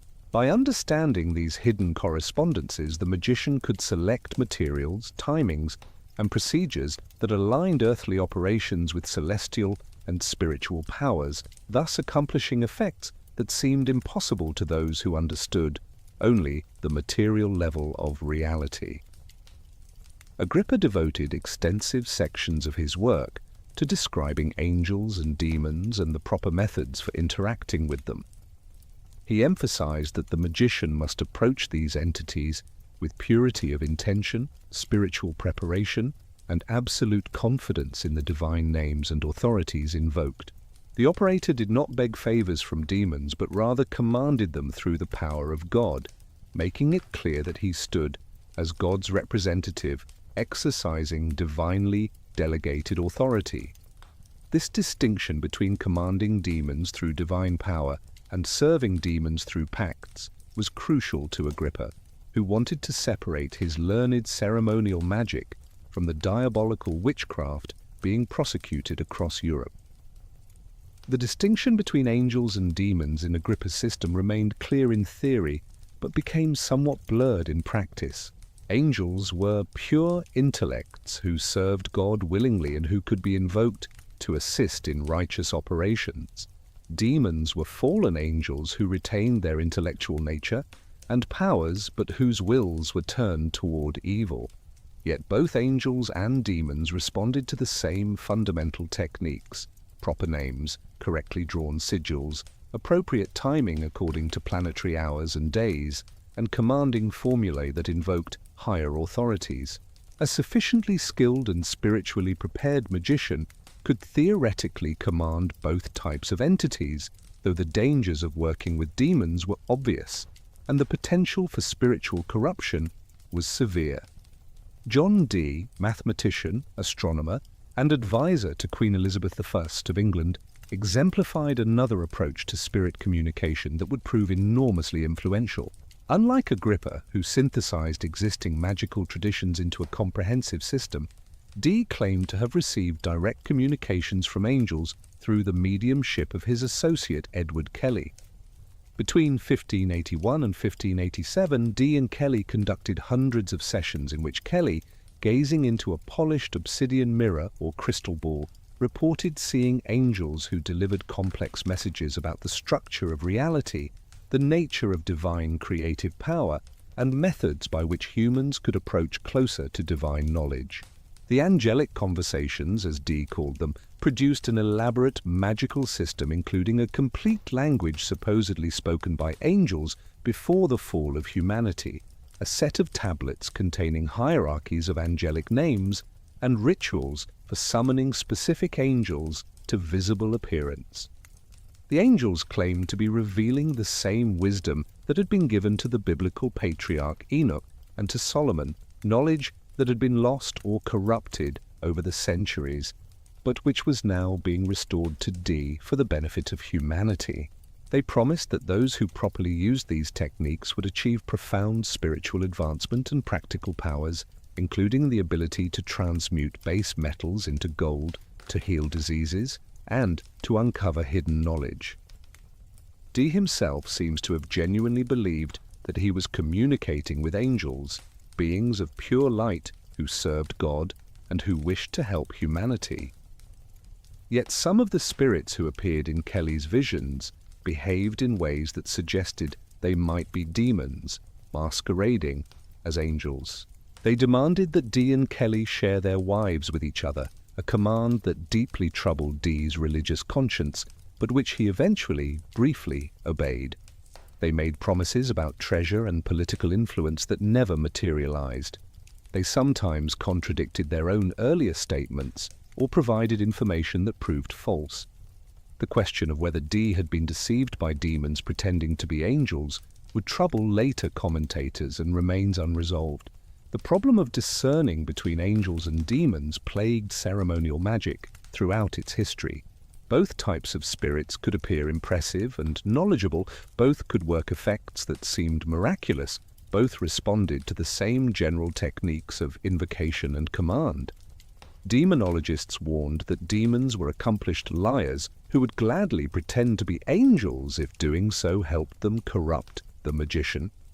They cited biblical passages about Satan transforming himself into an angel of light, and they pointed to numerous cautionary tales of magicians who thought they commanded angels, but discovered too late they had been serving demons. The protective circle became the central ritual technology for distinguishing between and safely interacting with spirits of different natures. The magician drew a circle, typically 9 feet in diameter, inscribed around its circumference with divine names in Hebrew, Latin, and sometimes Greek. These names created a barrier that demons could not cross, a fortress within which the magician stood protected by the very power of God. The triangle of manifestation was drawn outside the circle, often to the east, and it was within this triangle that the summoned spirit was commanded to appear and remain. The spirit could not enter the circle where the magician stood, and the magician must never step outside the circle until the spirit had been properly dismissed, lest he lose his protection and fall victim to the entity he had summoned. The elaborate paraphernalia of ceremonial magic served both practical and psychological functions.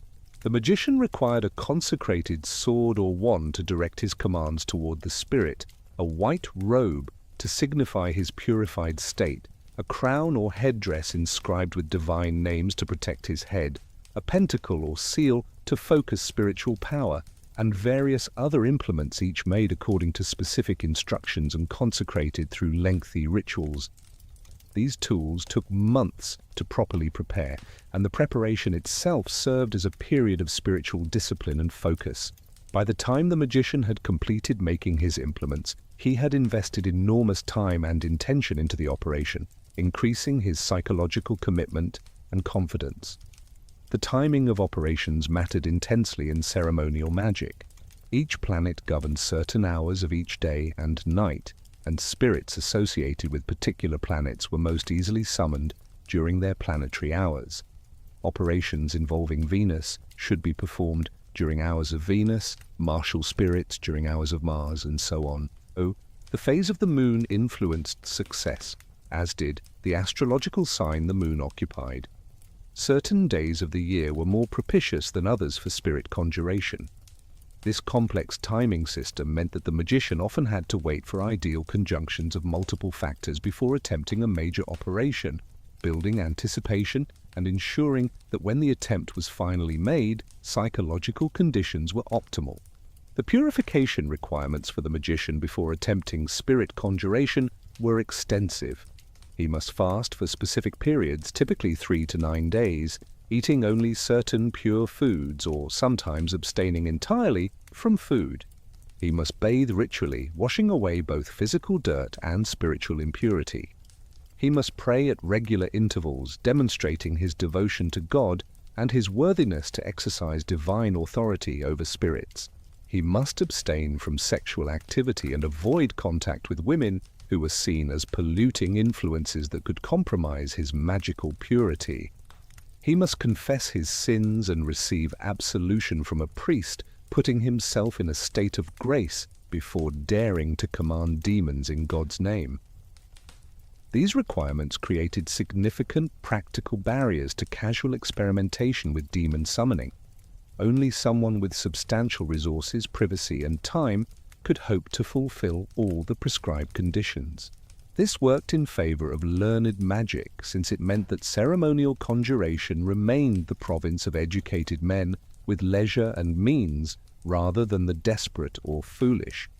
It also increased the psychological investment of those who did complete the preparations, since they had sacrificed so much to reach the point of actual conjuration that they were primed to perceive success, even if the results were ambiguous. The conjurations themselves, the verbal formulae used to summon and command spirits, combined elements from multiple traditions into lengthy, sonorous speeches that named numerous authorities and powers. A typical conjuration might invoke God under dozens of Hebrew names, call upon the patriarchs and prophets, cite the power of biblical events from creation through the crucifixion, invoke archangels and angelic hierarchies, and only then command the specific demon to appear. These conjurations could take an hour or more to recite properly, and they required absolute precision in pronunciation and confidence in delivery. Any hesitation or error might allow the demon to resist the summons or to appear, but refuse to obey. The results of these elaborate operations varied considerably depending on whose accounts one trusts. The grimoires and magical treatises are filled with promises of what spirits will do when properly commanded. Reveal hidden treasures, teach secret knowledge, transport the magician to distant locations, make him invisible, cause others to love or fear him, and accomplish virtually any wonder imaginable. Skeptical observers, even during the Renaissance, doubted whether spirits actually appeared in visible form, or whether the entire experience was psychological, a matter of expectation and imagination rather than objective spiritual reality. Believers countered that of course spirits appeared, that the techniques worked when properly applied, and that skeptics simply lacked the dedication to properly test the methods they criticized. What remained undeniable was the cultural power of the idea that learned men could command demons through ceremonial magic. This concept appeared repeatedly in literature, from Marlowe's Dr. Faustus to the many chapbooks and popular tales about magicians and their spirit servants. It fascinated both educated and common audiences, offering the tantalizing possibility that hidden knowledge might grant power over the invisible forces that shaped human destiny. The detailed instructions in grimoires suggested that such power was not merely theoretical, but practically achievable for those willing to make the necessary sacrifices and perform the prescribed operations with precision and confidence. The elaborate systems of demonology that had developed over centuries, with their detailed hierarchies of hell and precise instructions for identifying witches and commanding spirits, faced a profound crisis during the 17th and 18th centuries as European intellectual culture underwent revolutionary transformations. The rise of experimental science, the emergence of philosophical rationalism, the increasing skepticism about religious claims that could not be empirically verified, all these forces converged to challenge the foundations upon which demonological belief rested. What had seemed self-evident to previous generations, that invisible spiritual entities actively intervened in human affairs and could be contacted through ritual means, began to appear doubtful to educated minds shaped by new ways of thinking about evidence and causation. The decline of witch trials represented the most visible sign of this shift in consciousness. The prosecutions that had claimed tens of thousands of lives during the 16th and early 17th centuries gradually diminished and then essentially ceased across most of Europe by the middle of the 18th century. This did not happen suddenly or uniformly, and in some regions the change came later than in others, but the trend was unmistakable. Courts became increasingly reluctant to accept accusations of witchcraft. Skeptical judges questioned the reliability of confessions extracted under torture, and educated opinion turned against the whole enterprise of witch hunting as barbaric and irrational. Several factors contributed to this dramatic reversal. The sheer scale of the persecutions had created exhaustion and revulsion, particularly in regions where witch hunting had reached frenzied proportions and led to the execution of hundreds of people, including many who were wealthy, educated, or well-connected. The religious wars that tore Europe apart during the 16th and 17th centuries, ostensibly fought over theological truth, led some thinkers to question whether absolute certainty about invisible spiritual realities was even possible. If Christians could not agree among themselves about fundamental doctrines, despite all claiming divine inspiration, how certain could anyone be about the specific operations of demons and methods for identifying their human servants? The development of new standards for evaluating evidence played a crucial role in undermining demonological prosecutions. Natural philosophers, the predecessors of modern scientists, were developing rigorous methods for testing claims about the physical world. They insisted on repeatable experiments, careful observation, and explanations that invoked only natural causes that could be demonstrated rather than invisible spiritual forces that must be taken on faith. When these same standards began to be applied to claims about demonic activity, the evidence that had seemed compelling in earlier centuries suddenly appeared weak and inconclusive.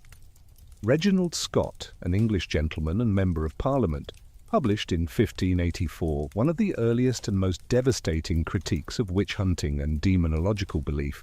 His book, The Discovery of Witchcraft, systematically dismantled the claims made in texts like the Malleus Maleficarum, exposing the logical contradictions, the reliance on torture to produce confessions, and the ways that supposed evidence of witchcraft could be explained through natural causes, fraud, or simple misunderstanding. Scott argued that most supposed witches were actually poor, elderly women suffering from mental illness or senility, that their confessions were products of leading questions and physical coercion, and that the phenomena attributed to demonic power were either deliberate tricks or misinterpretations of natural events. Scott devoted particular attention to exposing how conjuring tricks and sleight of hand could produce effects that seemed magical to credulous observers. He explained in detail how performers at fairs created illusions of transformation, seeming to cut off and restore limbs, to make objects disappear and reappear, to read sealed messages and predict futures. These same techniques, he argued, explained many of the supposedly supernatural feats attributed to witches and magicians. What appeared to be demonic power was actually human trickery, and the supposed victims of witchcraft were suffering from natural diseases or from their own fearful imaginations rather than from actual curses and spells. The reaction to Scott's work revealed the contested nature of demonological belief even during the height of witch hunting. King James I of England, himself the author of a demonological treatise called Demonology, reportedly ordered copies of the Discovery of Witchcraft to be burned. Other defenders of witch hunting accused Scott of being either a secret witch himself or a dangerous atheist who denied the reality of the spiritual world and thus undermined Christian faith. Yet despite these attacks, Scott's arguments continued to circulate and influence educated opinion, contributing to a growing skepticism about the reality of witchcraft even among those who still believed in the theoretical existence of demons. The philosopher Baruch Spinoza, writing in the 17th century, proposed a radical reinterpretation of demonic activity that eliminated the need for actual demons while preserving moral and psychological insights. In his Ethics and other work, Spinoza argued that what people called demons were actually aspects of human psychology, the destructive passions and irrational impulses that arose from inadequate understanding and led people away from their true good. The demons were not external entities, but rather internal states, not supernatural tempters, but natural consequences of living according to confused ideas rather than adequate knowledge. This psychological interpretation of demons would gradually gain traction among educated Europeans, particularly those influenced by Enlightenment rationalism. If demons were really just metaphors for human weaknesses and destructive tendencies, then all the elaborate demonological systems could be appreciated as insights into human nature, while being rejected as literal descriptions of spiritual realities. The hierarchies of hell became classifications of different types of vice. The demonic temptations described in religious literature became dramatizations of internal conflicts between reason and passion. The entire apparatus of demonology was preserved as moral psychology while being stripped of its supernatural reference. Yet even as intellectual culture was rejecting literal belief in demons, literature was discovering in demonic figures rich sources of drama, pathos, and philosophical reflection. John Milton's Paradise Lost, published in 1667, presented Satan and his fallen angels with a psychological complexity and tragic grandeur that earlier demonological texts had never attempted. Milton's Satan was not simply evil incarnate, but rather a character with motivations, suffering, and a kind of terrible nobility in his defiance. His famous declaration that it was better to reign in hell than serve in heaven captured something essential about pride and autonomy that resonated with readers even as they recognized Satan's ultimate wrongness.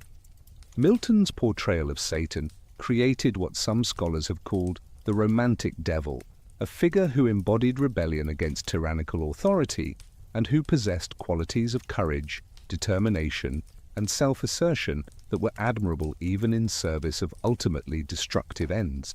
Later, romantic poets, including Byron and Shelley, found in Milton's Satan a symbol of revolutionary defiance against oppressive power, seeing in his character aspects of Prometheus and other mythological rebels who suffered for bringing knowledge or freedom to humanity. This literary transformation of the devil from simple embodiment of evil to complex, even sympathetic character marked a profound shift in how European culture understood demonic figures. The Romantic movement more broadly embraced demons and devils as literary and artistic subjects, but with an understanding fundamentally different from medieval demonology. These were not beings that might actually be summoned through ritual, or that posed real spiritual dangers, but rather powerful symbols and metaphors that could illuminate aspects of human experience. The demonic represented the transgressive, the passionate, the aspects of existence that rational Enlightenment thought tried to suppress or explain away. Gothic literature filled castles with demons and ghostly presences that created atmospheric terror without requiring readers to literally believe in their existence. This literary and metaphorical approach to demons reflected a broader cultural shift toward understanding religion itself as primarily symbolic rather than literally true. The German philosopher Friedrich Schleiermacher argued that religion was fundamentally about feeling and intuition rather than intellectual assent to supernatural claims. From this perspective, whether demons actually existed as independent entities mattered less than what the concept of demons revealed about human, spiritual, and psychological experience. Demonology became a branch of anthropology, a study of how humans constructed symbolic systems to make sense of suffering, temptation, and evil. The emerging field of folklore studies treated demon beliefs as cultural artifacts worthy of systematic collection and analysis. Scholars began traveling to rural areas to record the stories that peasants told about encounters with demons, fairies, ghosts, and other supernatural beings. These accounts were valued not as evidence that such beings existed, but as windows into folk culture, preserving traditional beliefs and narrative patterns before modernization erased them. The demons of folklore were domesticated through scholarly study, transformed from potential threats into objects of academic interest. Medical science contributed to the demystification of supposed demonic phenomena by providing naturalistic explanations for behaviors that earlier ages had attributed to possession. Conditions that produced convulsions, hallucinations, speaking in strange voices, or dramatic personality changes were increasingly understood as neurological or psychiatric disorders rather than invasions by evil spirits. The people who in previous centuries would have been subjected to exorcism were now patients requiring medical treatment. This medicalization of possession represented a fundamental shift in how European culture understood the relationship between mind, body, and spirit. Yet the decline of literal belief in demons did not eliminate all forms of demonological practice or concern. Exorcism continued as an official ritual within the Catholic Church, and still does today, though performed far less frequently and with much more careful screening to rule out medical explanations before concluding that genuine possession had occurred. Protestant churches generally abandoned formal exorcism rituals, but some evangelical traditions maintained belief in demons and practiced forms of spiritual warfare aimed at casting out evil spirits. These continuing traditions existed in tension with the dominant scientific materialism of modern Western culture, representing alternative worldviews that refused to accept the total disenchantment of reality. The question of how to interpret accounts of demonic encounters from earlier periods troubled historians and scholars. Should these be dismissed as superstition and ignorance, products of pre-scientific thinking that had no validity? Or did they represent genuine experiences that people interpreted through the conceptual frameworks available to them, experiences that might be real even if the explanation in terms of literal demons was mistaken? Some scholars argued for taking historical demon beliefs seriously on their own terms, trying to understand what it was like to live in a world where invisible spiritual forces seemed as real as visible material objects, without immediately imposing modern skeptical frameworks that made such beliefs incomprehensible. The psychological theories of Sigmund Freud and Carl Jung in the late 19th and early 20th centuries offered new frameworks for understanding demons without believing in their literal existence. Freud interpreted demons as projections of repressed sexual and aggressive impulses, external manifestations of internal conflicts that the conscious mind refused to acknowledge. Jung developed the concept of the shadow, the repressed and denied aspects of the psyche that often appeared in dreams and fantasies as demonic figures. For Jung, working with one's inner demons, integrating the shadow rather than continuing to project it outward, represented essential work for psychological wholeness. These psychological interpretations preserved something of the traditional understanding that demons represented real forces that needed to be confronted and overcome, while relocating those forces from the external spiritual world to the internal psychological realm. The demons were no longer separate beings that might invade from outside, but rather aspects of the self that needed to be recognized, understood, and integrated. The language of spiritual warfare could be maintained as psychological metaphor, describing the genuine struggle required to overcome destructive patterns and achieve mental health. The transformation of demonology from theological doctrine to psychological metaphor and literary symbol represented one of the most dramatic shifts in Western intellectual history.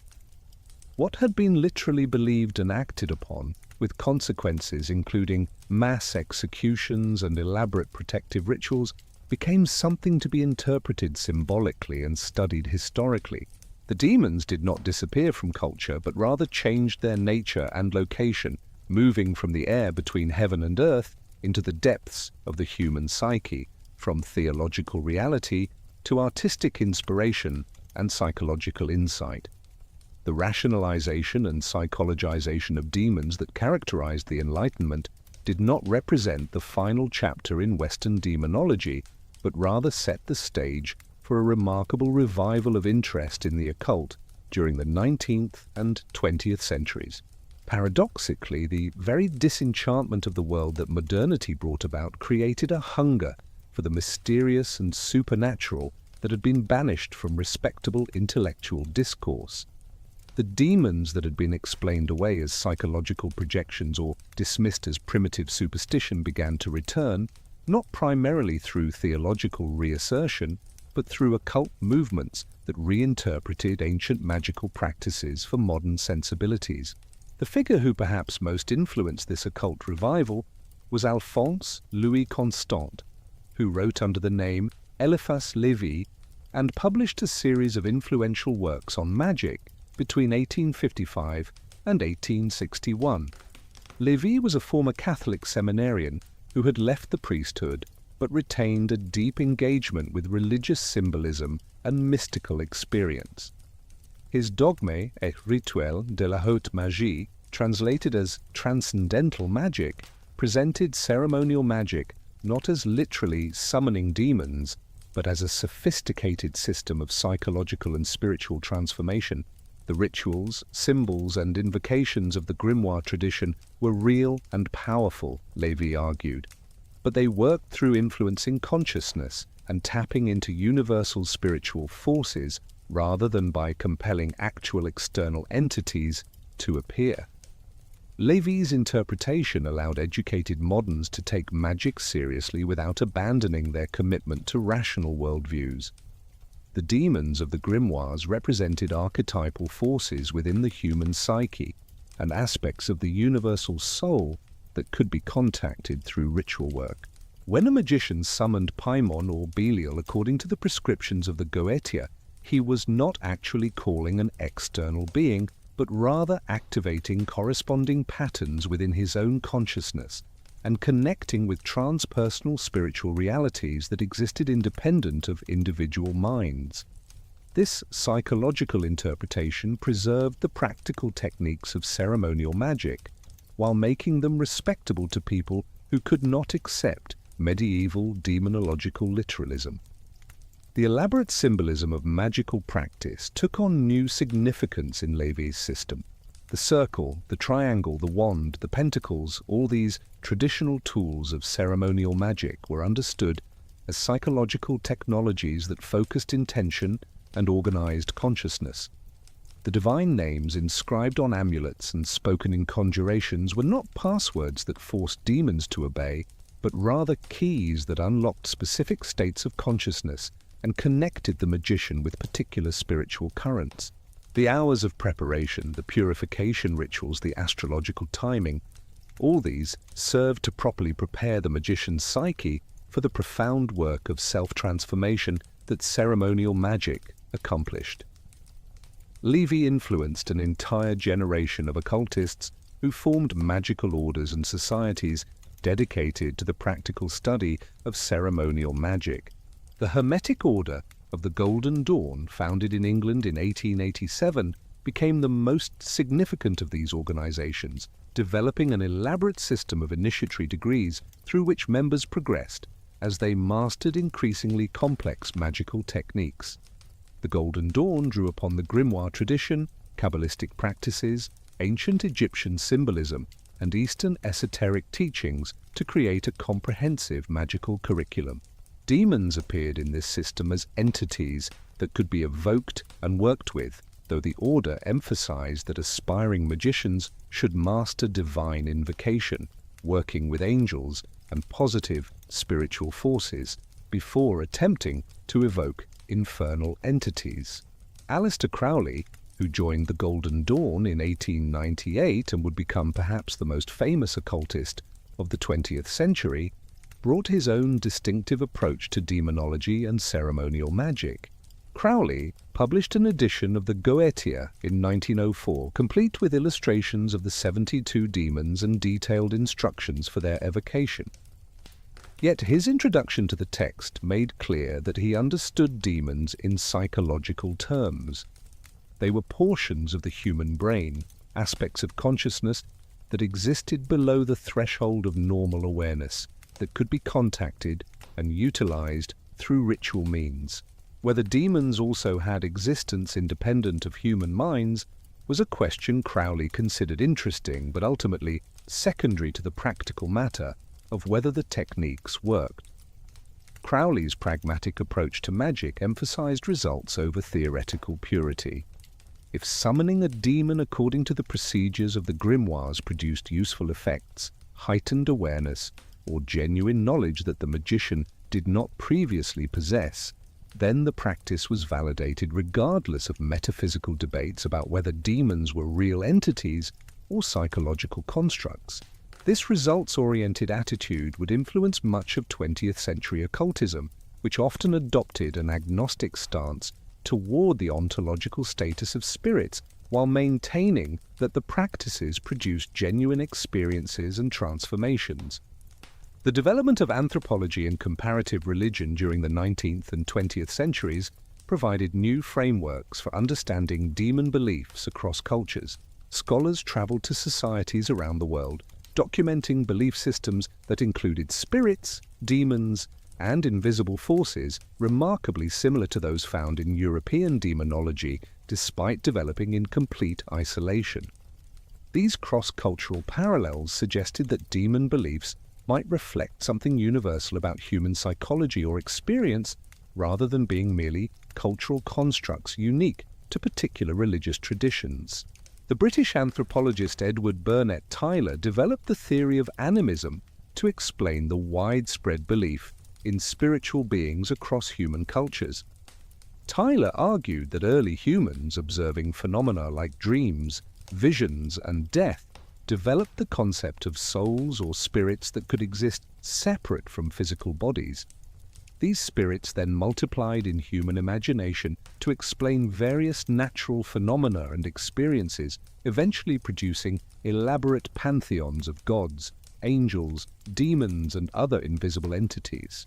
From this anthropological perspective, demonology represented a universal stage in human cognitive development, rather than a revelation of actual spiritual realities. James George Fraser's monumental work, The Golden Bough, published in expanded form between 1890 and 1915, documented magical and religious practices from cultures around the world, revealing patterns and similarities that suggested underlying commonalities in how humans understood and attempted to manipulate invisible forces. Fraser's comparative method showed that the techniques used in European grimoires for commanding demons had parallels in African, Asian, and indigenous American magical systems.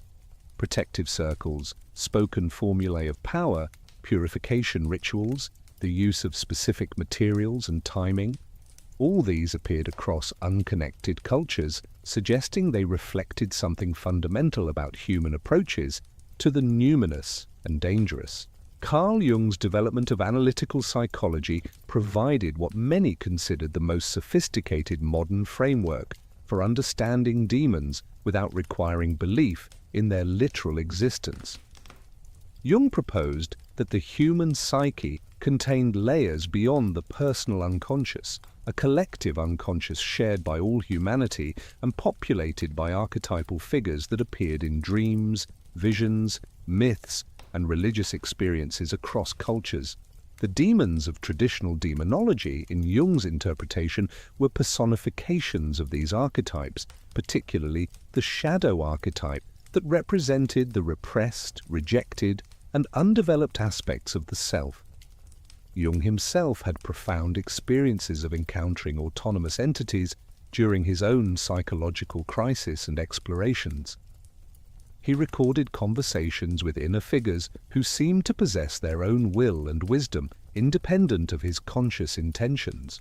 Whether these figures were genuinely autonomous spirits or sophisticated products of unconscious mental processes, Jung remained strategically ambiguous.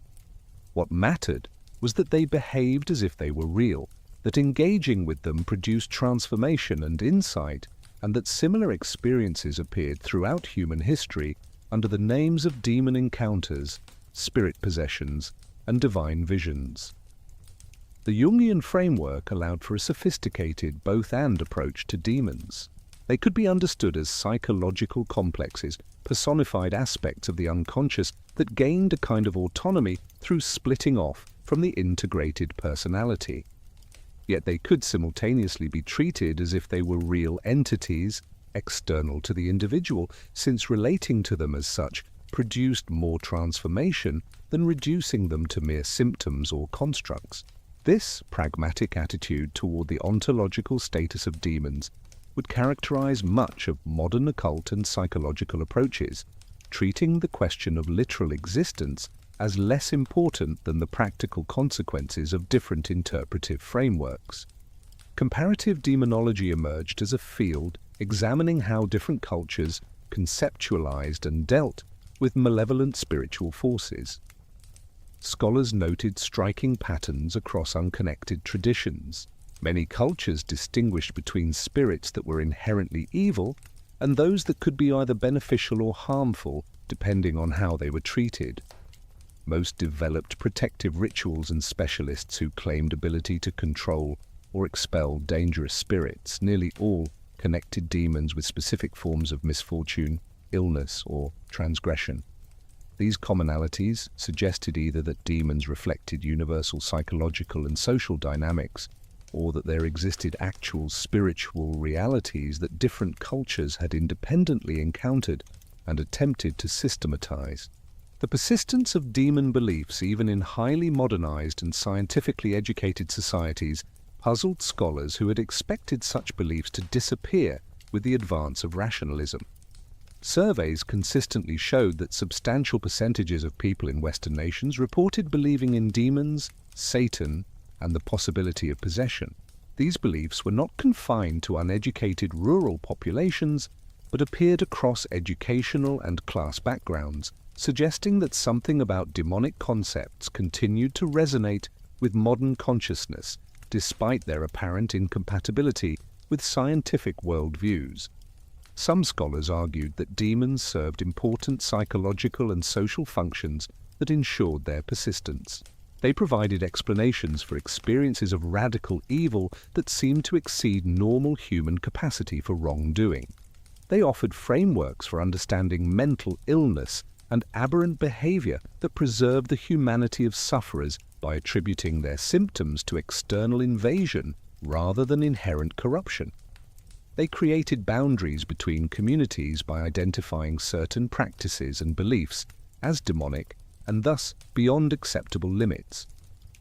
They gave concrete form to abstract fears and thus made those fears potentially manageable through ritual action. The horror genre in literature and film became perhaps the most significant vehicle for demon concepts in modern Western culture.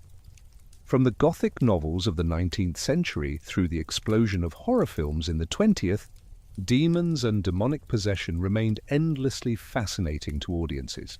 Films like The Exorcist presented demon possession with a seriousness and attention to Catholic ritual detail that made the supernatural feel real and immediate even to viewers who intellectually rejected such beliefs. The visceral power of these portrayals suggested that demons, whether literally real or not, touched something deep in human psychology that rationalism had not fully addressed. Modern occult movements embraced a spectrum of approaches to demons ranging from the purely psychological to the traditionally literal. Chaos magic, emerging in the late 20th century, adopted a radically pragmatic attitude that encouraged magicians to treat demons as real when doing ritual work, but to shift to other interpretive frameworks when convenient. This postmodern flexibility reflected broader cultural comfort, with multiple contradictory frameworks existing simultaneously, each useful in different contexts without any claiming absolute truth. The question was not whether demons existed, but what happened when you acted as if they did.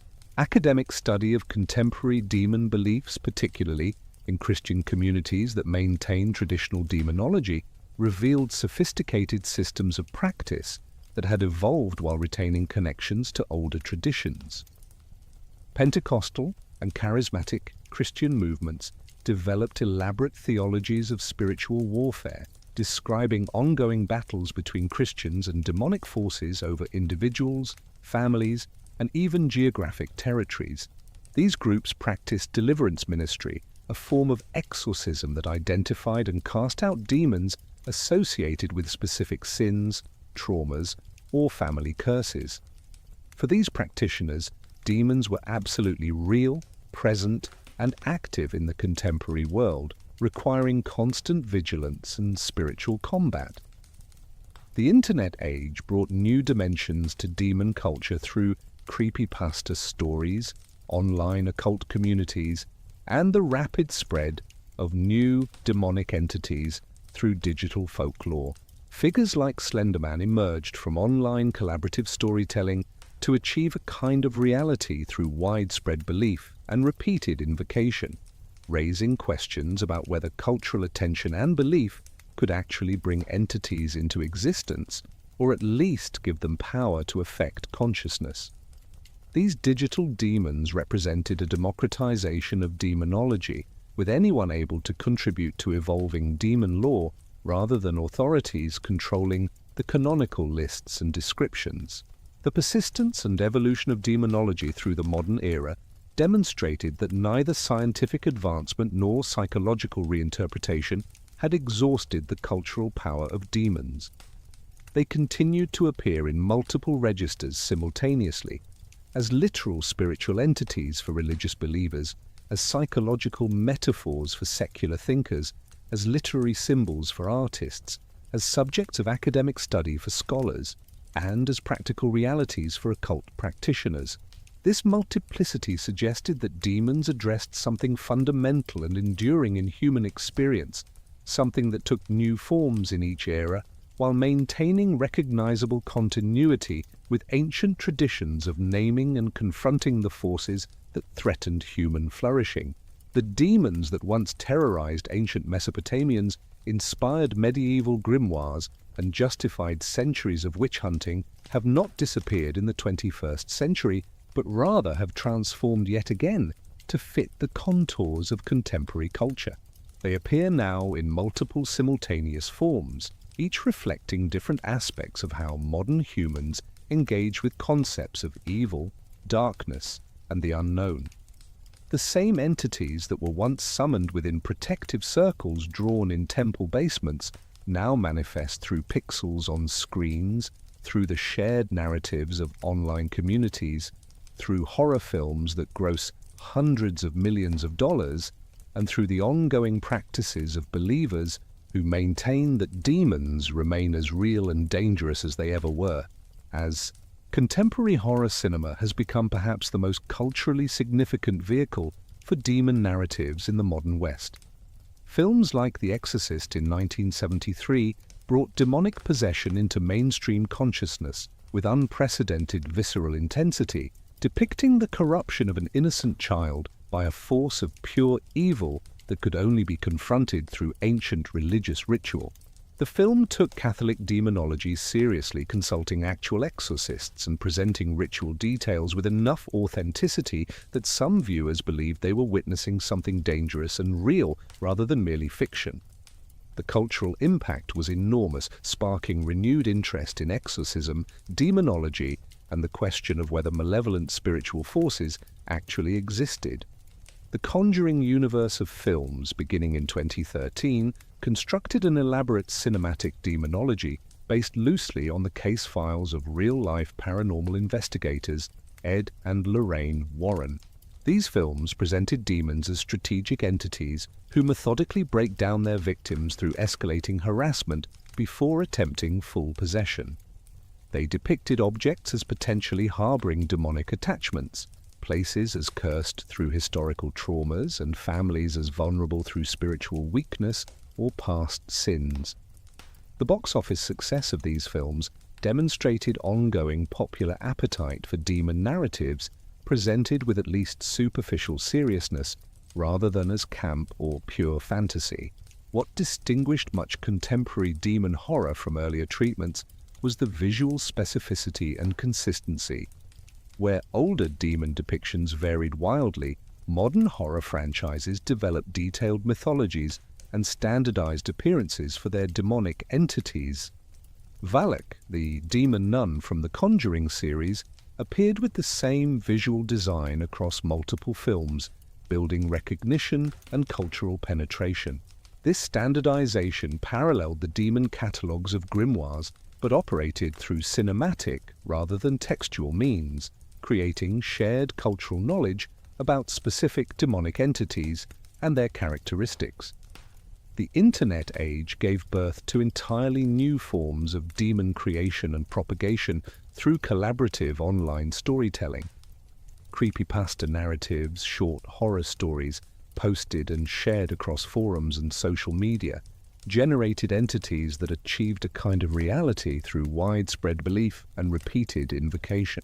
Slender Man, created in 2009 on the Something Awful forums as a creepy photoshopped figure, rapidly evolved through countless stories, images, and videos into a fully developed demonic entity with consistent mythology. When two 12-year-old girls stabbed a classmate in 2014, claiming they did it to please Slender Man, the incident raised disturbing questions about the power of contemporary myth-making and whether widely shared belief could give reality to entities that began as pure fiction. Other internet-spawned entities followed similar patterns. The Rake, Jeff the Killer, Smile Dog, and numerous other creepypasta creatures developed their own mythologies through crowdsourced storytelling. These digital demons spread virally, evolving as different authors contributed their own details and interpretations. They demonstrated that the fundamental human impulse to create and share demon stories had not disappeared, but had found new channels appropriate to contemporary media environments. The collaborative nature of their creation echoed the way folklore traditionally evolved, but accelerated through digital connectivity to develop complex mythologies in months rather than generations.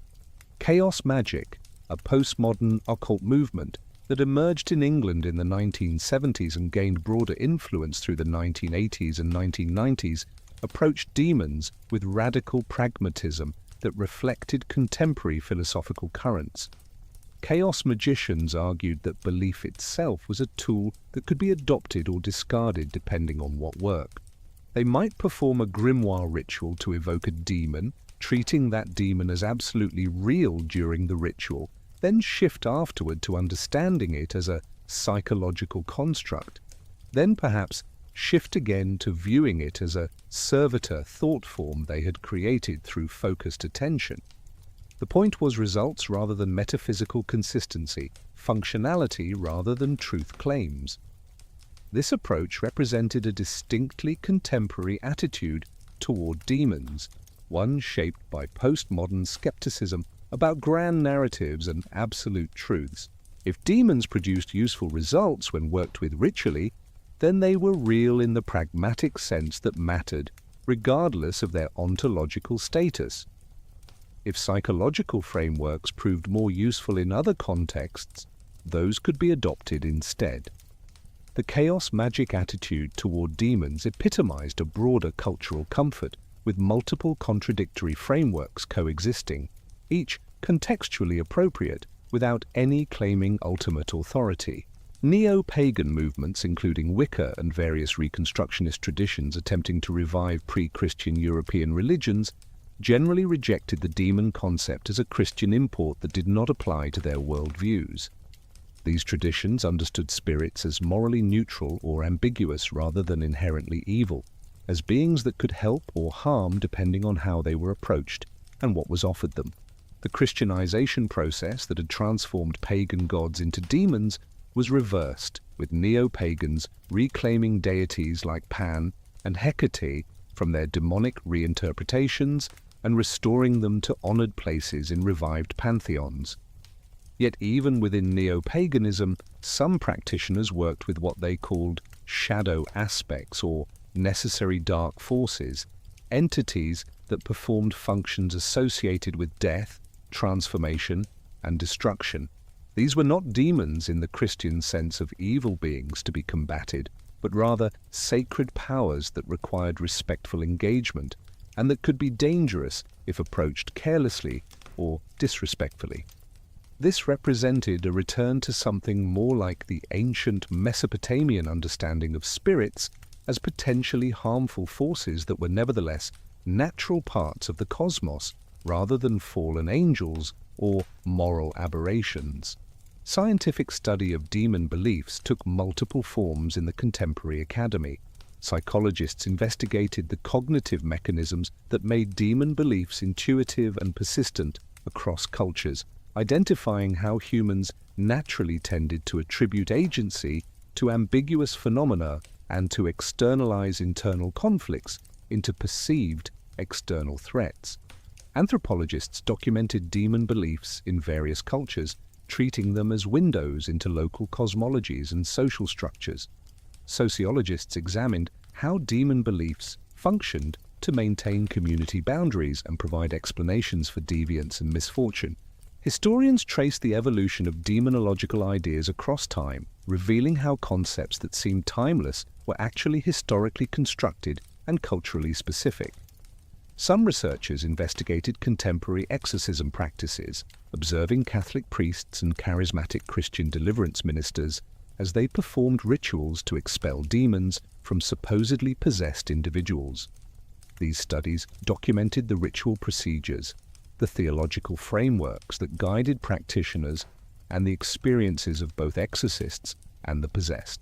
What they consistently found was that participants in exorcisms had genuine, profound experiences that they interpreted through demonological frameworks, even if outside observers could propose alternative psychological or sociological explanations for the same phenomena. The question of how to study demon beliefs presented methodological challenges. A purely reductionist approach that explained away all demonic experience as delusion or fraud risked missing what made such beliefs compelling to billions of humans across millennia. Yet taking demon beliefs at face value required scholars to either share those beliefs themselves or to practice a kind of methodological suspension of disbelief that some found intellectually uncomfortable. The most sophisticated approaches tried to take beliefs seriously on their own terms while also maintaining analytical distance, understanding both what demons meant to believers and how those meanings functioned in psychological and social contexts. Modern deliverance ministry within charismatic Christianity developed elaborate taxonomies of demons associated with specific sins, traumas, family curses, and spiritual strongholds. Practitioners identified demons of anger, lust, addiction, depression, poverty, and countless other afflictions, each requiring specific prayers and declarations to expel. This hyper-specific demonology echoed the detailed catalogues of grimoires but applied to contemporary concerns and psychological categories unknown to medieval demonologists. The practice claimed substantial numbers of adherents and operated within mainstream evangelical churches, demonstrating that traditional demonology could adapt to modern contexts while maintaining continuity with ancient beliefs. These practitioners reported consistent experiences of demons manifesting during deliverance sessions, with possessed individuals exhibiting the classic signs described in historical accounts: altered voices, supernatural knowledge, physical contortions, violent reactions to sacred objects and prayers. Whether these manifestations represented actual demonic possession, psychological phenomena shaped by cultural expectations, or some combination of both remained disputed. What could not be disputed was that the participants experienced something real and transformative that they understood through demonological frameworks inherited from centuries of tradition. The persistence of demon beliefs despite secularization and scientific advancement suggested several possible interpretations. Perhaps demons were real in some sense, and humans across cultures had independently discovered this reality. Perhaps the human brain was structured in ways that made demon beliefs naturally arising under certain conditions, which would explain their universality without requiring their literal truth. Perhaps demons served functions so important to human psychology and society that they could not be eliminated even when rational arguments undermined their metaphysical foundations. Or perhaps multiple interpretations could coexist, with demons being real for some people in some contexts, while being psychological constructs or cultural artifacts for others in different contexts. The enduring appeal of naming darkness, of giving specific identities and attributes to malevolent forces, spoke to fundamental human needs. When suffering seemed random and meaningless, when evil appeared incomprehensibly vast, when internal conflicts felt overwhelming, demons provided a way to make chaos comprehensible. By naming demons, humans could feel some measure of control over forces that otherwise threatened to destroy meaning and agency. The demon catalogues, whether ancient Mesopotamian lists or modern creepypasta wikis, represented attempts to map the territory of fear and suffering, to transform formless dread into identified entities that could be confronted, negotiated with, or expelled. Across the millennia that this history spans, from Sumerian wind demons to internet horror entities, certain patterns emerge with striking consistency. Humans in every era have experienced forces that threatened their flourishing and have attempted to name and systematize those forces.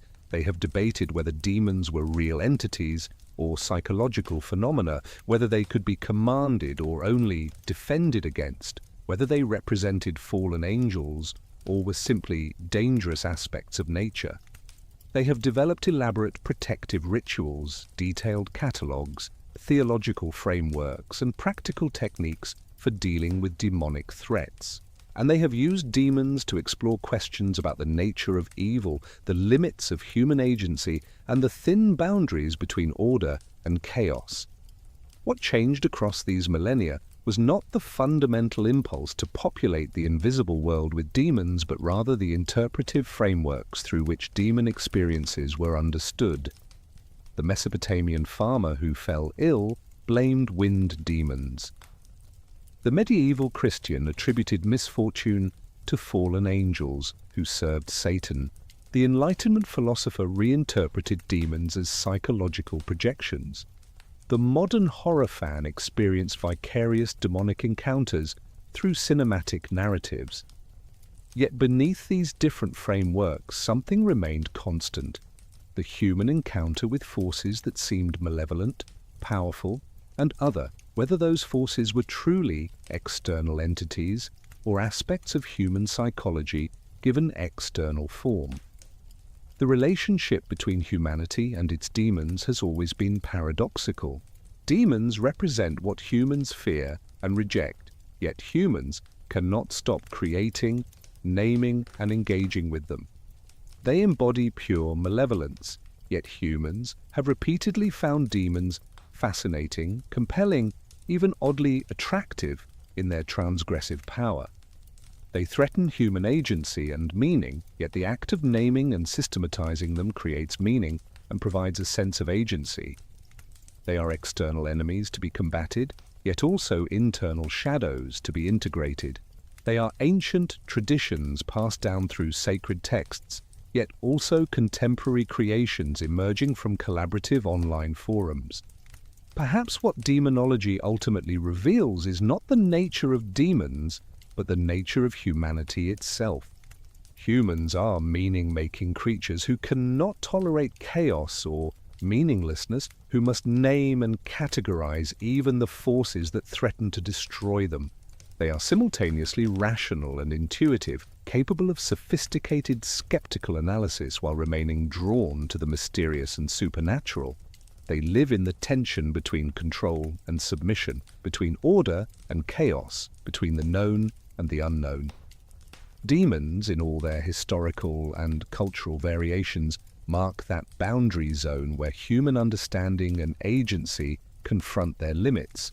The demons that began as Mesopotamian disease spirits have traveled through Zoroastrian cosmic dualism, Enochic fallen angels, Christian hierarchies of hell, Islamic jinn, grimoire catalogues, witch-hunting manuals, Renaissance ceremonial magic, Enlightenment skepticism, psychological reinterpretation, occult revival, anthropological study, horror cinema, and internet collaborative fiction. They have been understood as literal entities, as moral categories, as psychological complexes, as social constructs, as literary symbols, and as useful fictions. They have justified executions and inspired sublime art. They have been methodically catalogued and deliberately created. They have terrified and fascinated in equal measure. As this journey through the entire history of demonology comes to its close, what remains clear is that demons have not finished their evolution. They will continue to transform as human culture transforms, taking forms appropriate to each new era while maintaining strange continuities with their ancient predecessors. They will be explained by new scientific theories, reinterpreted through emerging psychological frameworks, reimagined by artists working in media not yet invented. But they will not disappear because they serve functions too fundamental to human consciousness and culture to be eliminated by any amount of rational skepticism or scientific advancement. The shadows that moved through ancient winds still move through contemporary consciousness. They have different names now, different explanations, different appearances, but they remain recognizably the same shadows that the first civilizations named and feared, that medieval magicians tried to command, that modern humans encounter in nightmares and horror films and the dark corners of their own psyches. Demonology, the attempt to map and understand these shadows, represents one of humanity's most persistent and revealing intellectual projects, a mirror that reflects our deepest fears and our fundamental need to name and confront the darkness that surrounds and dwells within us. The angels that chose the fire continue their strange dance through human imagination, forever falling yet never quite reaching the final depths, forever threatening yet somehow essential to the light that defines itself against them.